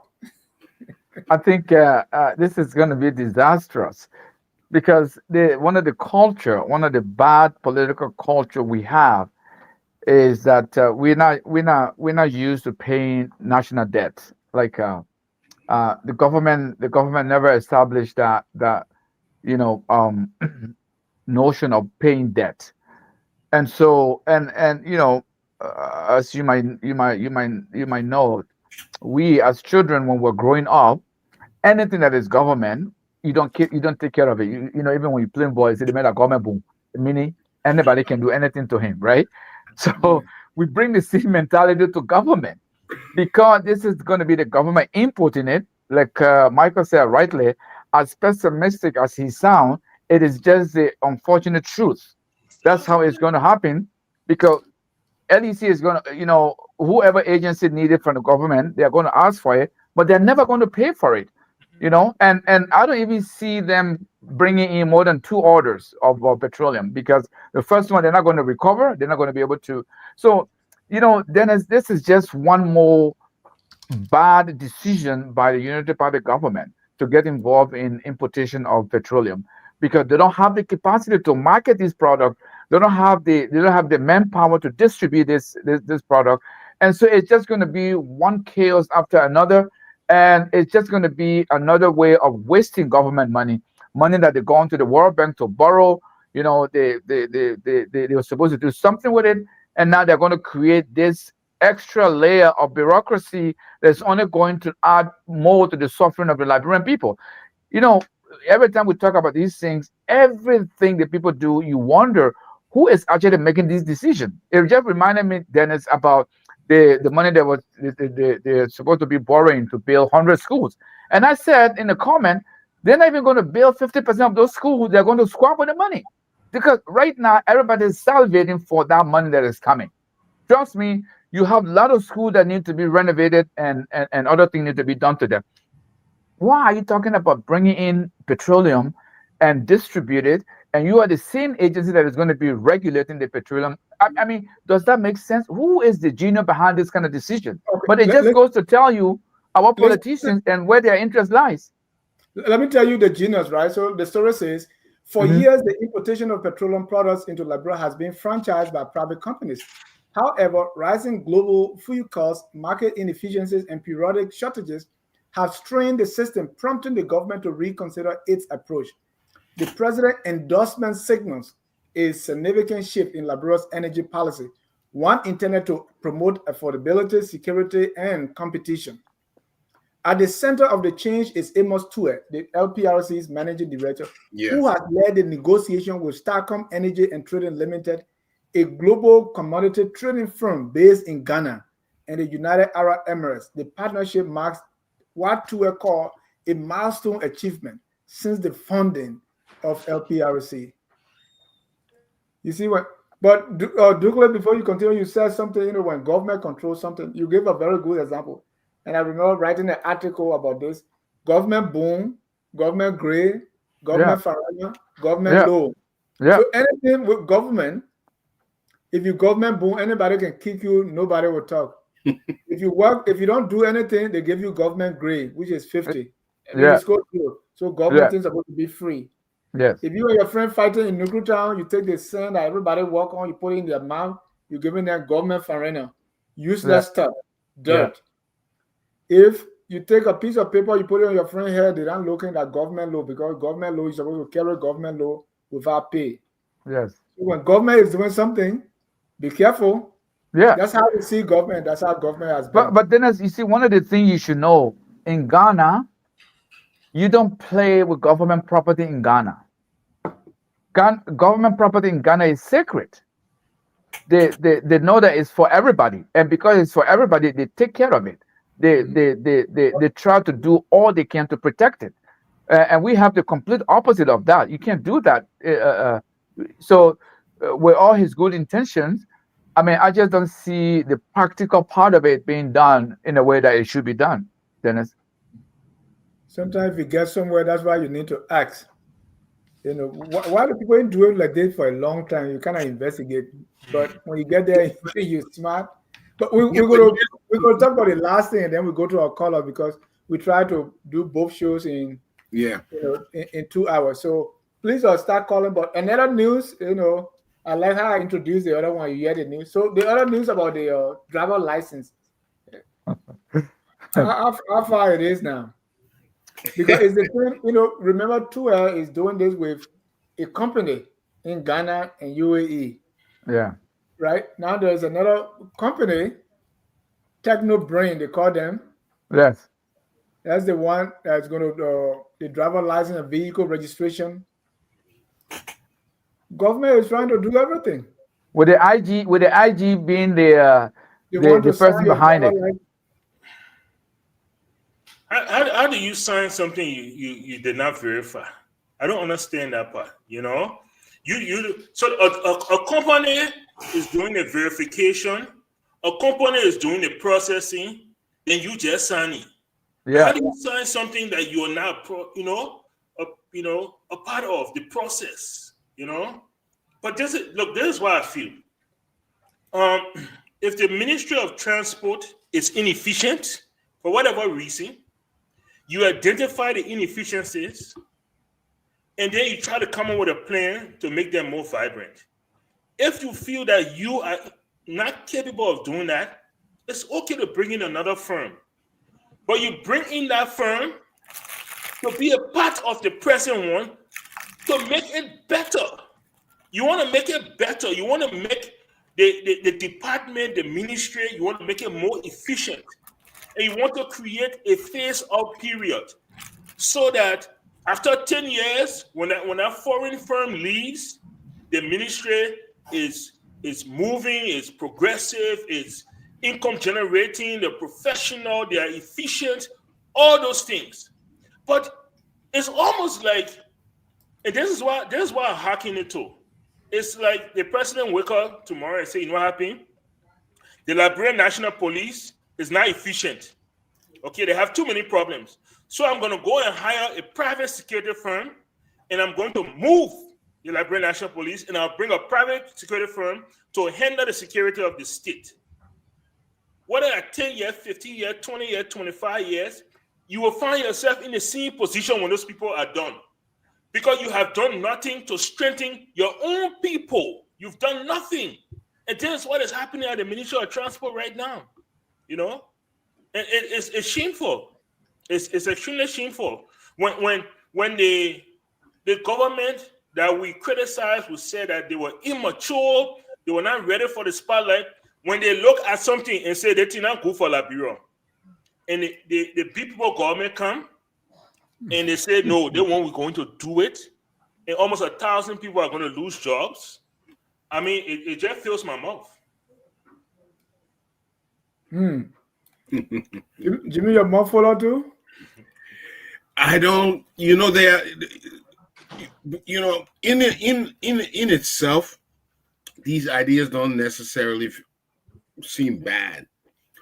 But what is the process? What is the vetting process? What is the process about evaluating your current situation and coming up with a new approach and something? And what is the test? And that is where what I see missing. These harebrained schemes, are they going to be successful, or are they fronts for something else that we do not see? Because a lot of this thing could be smoke screens to divert funds to somewhere else. Will it actually improve? We don't have anybody who is evaluating these things, so we can determine that if it's is a viable venture that we should get in. For instance, the importation of fuel right now. To me, I would have said, okay, let's start bringing crude back, because LPRC, as the name depicts, was a refining company. We stopped refining. We only store. Now they say they will be in. Why? What about going back to refining and making products on our market? Products that can be distributed to different people. We can make Vaseline. There's so many different products you get from crude. What about going back there? And if we're not going back there, why not? So, if these things are going to be undertaken, they should show us the studies.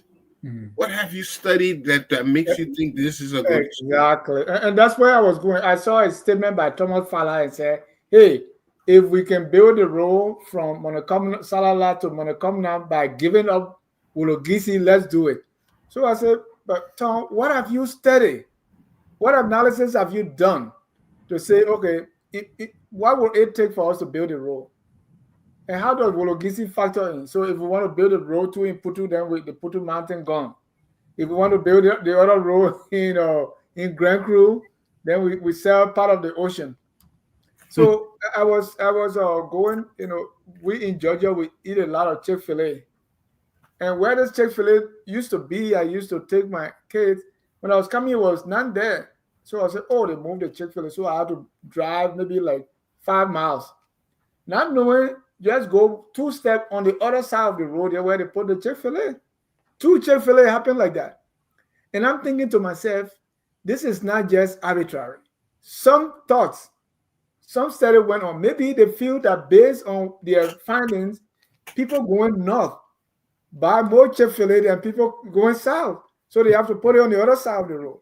But it appears to me that the decision we take, the policies we make, they are not backed by anything. And I don't know to what extent President Bouaka is aware, or is it like to affinity to say, Pablo, what I've done, say, oh, okay, we're good. Michael, do you think about how these things come about? What goes into arriving at this point, at this decision? Me, I never work in government, so I really can't tell. I only work in corporate America. And when you talk, they say, oh, Liberia and America, not the same. Dennis, that's the source of my frustration. That is the actual source of my frustration. I mean, you just pick anyone you want to pick. The 285 machine. We'll buy 285 machine, we'll get each counted 19. So the machine that you get Maryland County, that the same machine you get Cape Mount, The vegetation not even a scene. The desire for roads, the need for roads, not even a scene. That the same machine you get Lofa, the high forest. That the same machine you will get in Monserrato. You know, I mean, and nobody. The question I can ask myself every day when people come up with these ideas, because I'm assuming they are sitting around a table, right? And somebody say, "Hey, I got a good idea. Let's get 285 machine." Nobody there in our whole room can say, why? Why should we do that? Why the number 285? Go. Why not 286 or 283? Dennis, the guy from South Africa called and said, "Look, I get a package for you. I get 285 machine I can sell to you, you know, for this amount, and you'll get a left-hand chopping order." Because nobody can tell you how they came out with 285. Nobody. How they came out with 19, they divided the 285 by the 19 counties. By 15 counties. By 15 counties, they came out with 19. So River said and 19. River says and how they came out with the 285. Nobody. Look at how large Nima is. Look at how large Lofa is. Look at how large Grand Chile is. You're gonna get Grand Chile in little old Maryland or Bomi. The same number of not only the same number, but the identical package of yellow machine. No, it's like nobody is thinking and saying, "Can I ask a question? Why?" So if we import 285 machine, does that mean that we need to employ 285 drivers? Does that mean that we need to build motor pools? Does that mean that we need to employ heavy-duty mechanics? So we are talking about reducing the wage bill, right? And then you are about to hire almost more than 1,000 people. Another thing, let me go to Duke now. Let's say, to your point, they started to go into it, right? I have a friend who went to sign up, Mandia County, and he's from the Juazo area, right? He went there. Everybody is in the forest. Nobody is in school, right? They are in the forest, and they got in the forest where they live now, where they are doing their daily hustle, and drug use is the norm. On the Juazon side, they have America. On my side, District 2, you know the country they have there in the forest? Iraq. So nobody is home going to school. So now, if government decides to say, okay, we're going to build X number of schools throughout the country, what are some of the thoughts that go into that? What makes you think that the issue that people facing is school building? If you go to sign up, in my own town, we have one of the best school buildings, but nobody is there. They are in the mines. So if you think you put 10-story building in Dodrican, it will bring the people back. So what is the study that informed that decision that we are going to build every district, we're going to put one school building there? Duke, tell me, how do we come up with these things? Yeah, but then the unfortunate thing is these things are usually not done based on feasibility study based on the input of the people who are going to be the beneficiary of these projects. Hold on, let me announce that if you want to join the call, the discussion, we have less than 15 minutes to go. Please call 605-313-6004. The code is 791-403#. So, for the most part, these projects are designed in Monrovia based on the needs of the politicians who are spearheading these projects. And so with very little input from the people who are going to be benefiting from this project. And that's why you see this mismatch from what the people need and what they're actually getting. Because the whole premise of the project is usually for the benefit, essentially for the benefit of one particular politician who is now going to make it look like he's doing something for his constituency or for his people, even though the very people that he's trying to help here had zero input, or that was not what they wanted, but because that's what he wanted, and probably is getting some kickback from, or he's getting some money from that project, haven't been in his district. So So the constituents are not the primary reason for which the project is going there. It's all for a political gimmick or find a way to make themselves relevant to the electorate so that when they go back to them, they can be re-elected and all kinds of things. So then that's why you see all of these projects. You see somebody in the legislature, they want to have a budget for development. Nonsense, and as a way of creating a legal framework for them to steal. Because all the things they are doing, there are ministries that are supposed to be doing these things for those people, right? And when the ministry is doing it, it's supposed to be a national agenda where the national government will say, here we need to put X number of schools here. Here we need to improve the roads here, etc., etc. So it's supposed to be a national agenda, not individual counties. But again, because of the way things are set up and the way the superintendent, the legislatures, the way they operate, they have a superintendent for development. I usually will ask myself, this superintendent for development, what does he do? And how is it that his function is different from the principal superintendent himself? But again, this is all the way we got things set up. It's all based on corruption, Dennis. There's no other way you can put it other than that. It's just create a means for them to siphon money through all these like you said. Why is the project not based on what is it that the people need by consulting them and let them tell you what they need? And if it's what you want to do for them, then you do it for them, instead of you telling them building a school when they don't have a clinic, or you build a clinic when they're. I mean, sometimes it doesn't require any hard thinking to get to know these things. But again, like I said, at the end of it all, the politician's interest is always what that matters, and not the constituent's interest. Thank you. Gentlemen, I think we've exhausted our time. So we're going to go around the room. We don't have callers. We'll go around the room to get your closing comments and everything that we've discussed, right? The new transport. And let me also mention that the people at the transport ministry, they were protesting. And that's another thing, right? Protest now, like when we see on the university campus, we see everywhere, the people just maybe in a cycle, they're just dancing. Anyway, that's the new norm. I'm too old-fashioned. Gentlemen, let me hear your take let me hear your wrap up. Let's conclude. Duke, since you are already on the floor, let me hear from you. Then Michael, then Jimmy. Yeah, Dennis, all of these things that we've talked about today, they are all part of the ills we're trying to deal with in our society. This Ministry of Transport thing here is just so baffling. In essence, look, to have our driver licensing and all vehicular registration and things, to have it resourced, to have it outsourced, it's a good idea if the government is going to be benefiting, or they're going to cut down their costs, because there are some things that are better handled by corporation than the government, if only the government is going to be saving money from it. I mean, normally here, when people do these things, they do it because it would be less costly than if the government does it itself.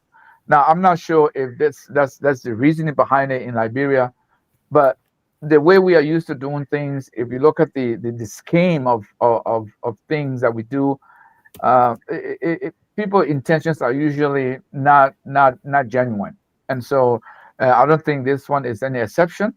But time will tell on this one, because it's a new practice, new thing that they want to introduce. But you can just see from the beginning what they've done. So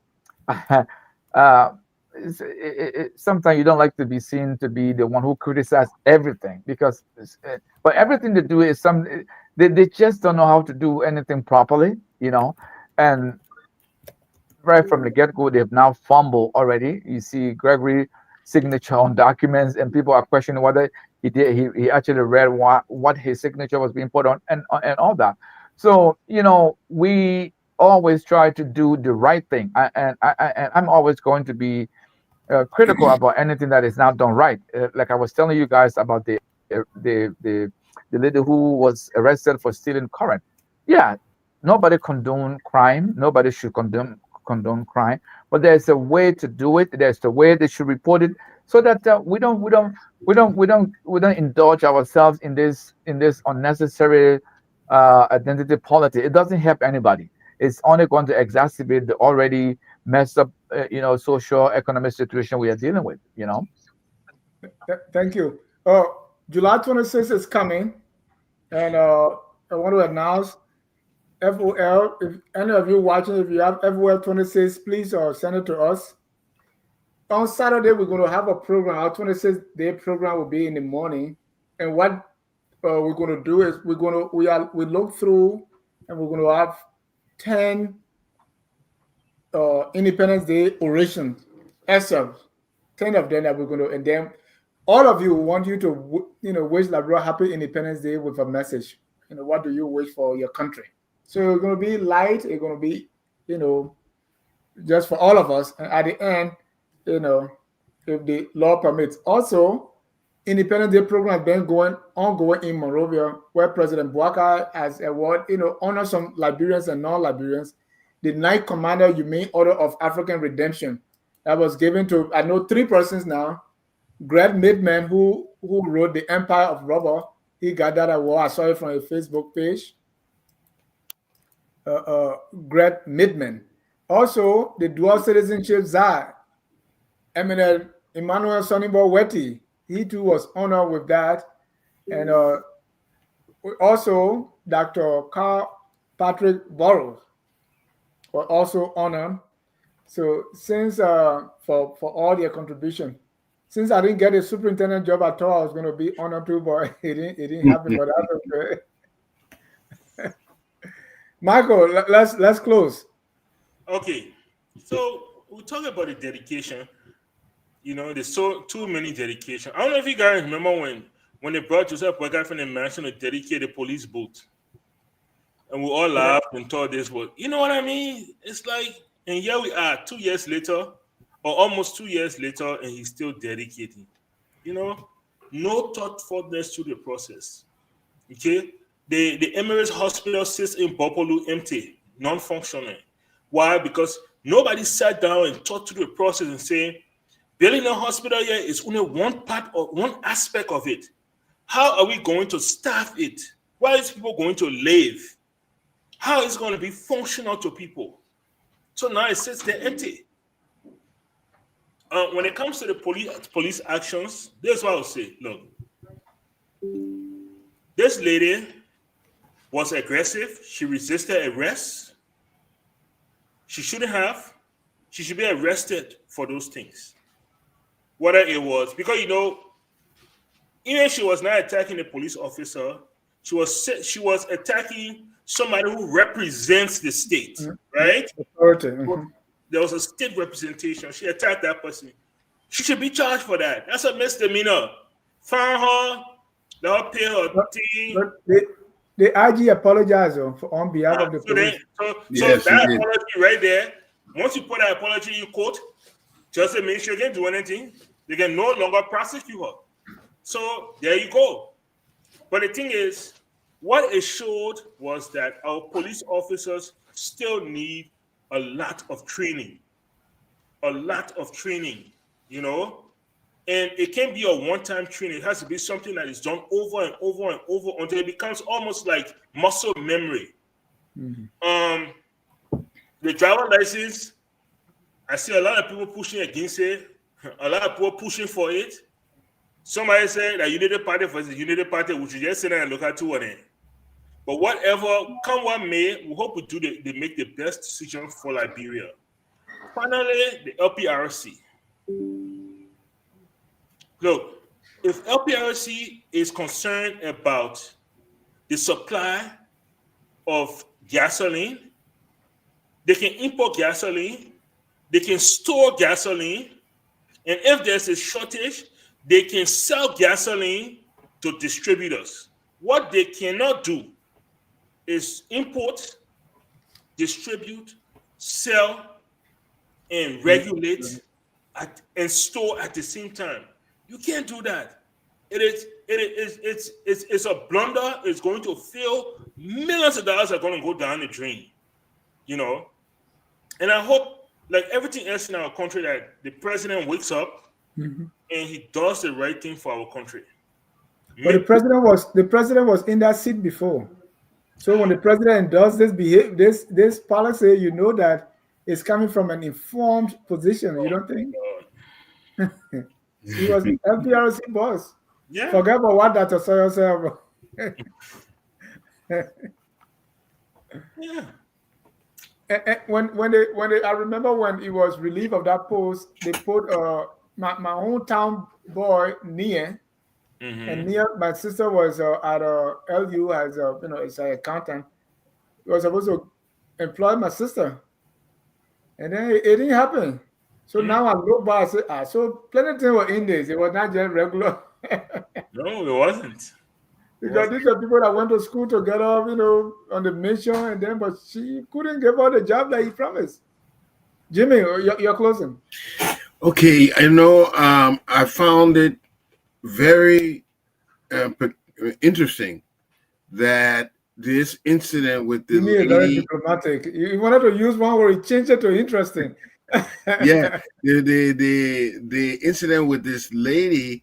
Instead of we just saying a lady who resisted arrest or who we single her out to be it's referred to her as a Muslim lady, as a Fulani lady, and I wonder why it's in our culture to that we decide to refer to her that instead of just simply as a lady, as Dukle would say. I think it's because there's something unique about that, and it's probably going to be reflective in our policies. But here's what we've been talking about most. It appears that the Bouakai administration is making bold, sweeping changes, such as the transfer of core government functions to private entities, without sufficiently evaluating the long-term implications of ensuring institutional readiness for such transitions. Take, for example, the recent activation of the 25-year concession to Liberia traffic management. That suggests a pattern of dismantling established public functions in favor of private management without transparent assessments of efficacy, sustainability, or public interest. So with this kind of approach, we gradually see an erosion of public institutions, an absence of pilot testing or impact studies, accountability gaps, disregard for workforce stability. And what could happen if we continue this trend? We see Liberia becoming overly dependent on private entities. The public sector morale will decline, and citizens could be faced with increased costs, unequal access, and legal confusion. Baku? So, I just believe we should institutionalize these changes and not make it ad hoc, because it could have such far-reaching effects. I'm not saying you shouldn't do good. I'm not saying you shouldn't think out of the box. But where are our guardrails to make sure we're not going to go off, the deep end? And for instance, like I said, we need a pilot or impact study to show that these changes they're making will be good. So that's all I think we need to incorporate in these changes. Changes is good, but you have to have those guardrails up to protect yourself. I would like to see that happening in the years to come. Thank you, Jimmy. Thank you, Mr. Dukle, and also Mr. Padmo. He loves to be called Asumana.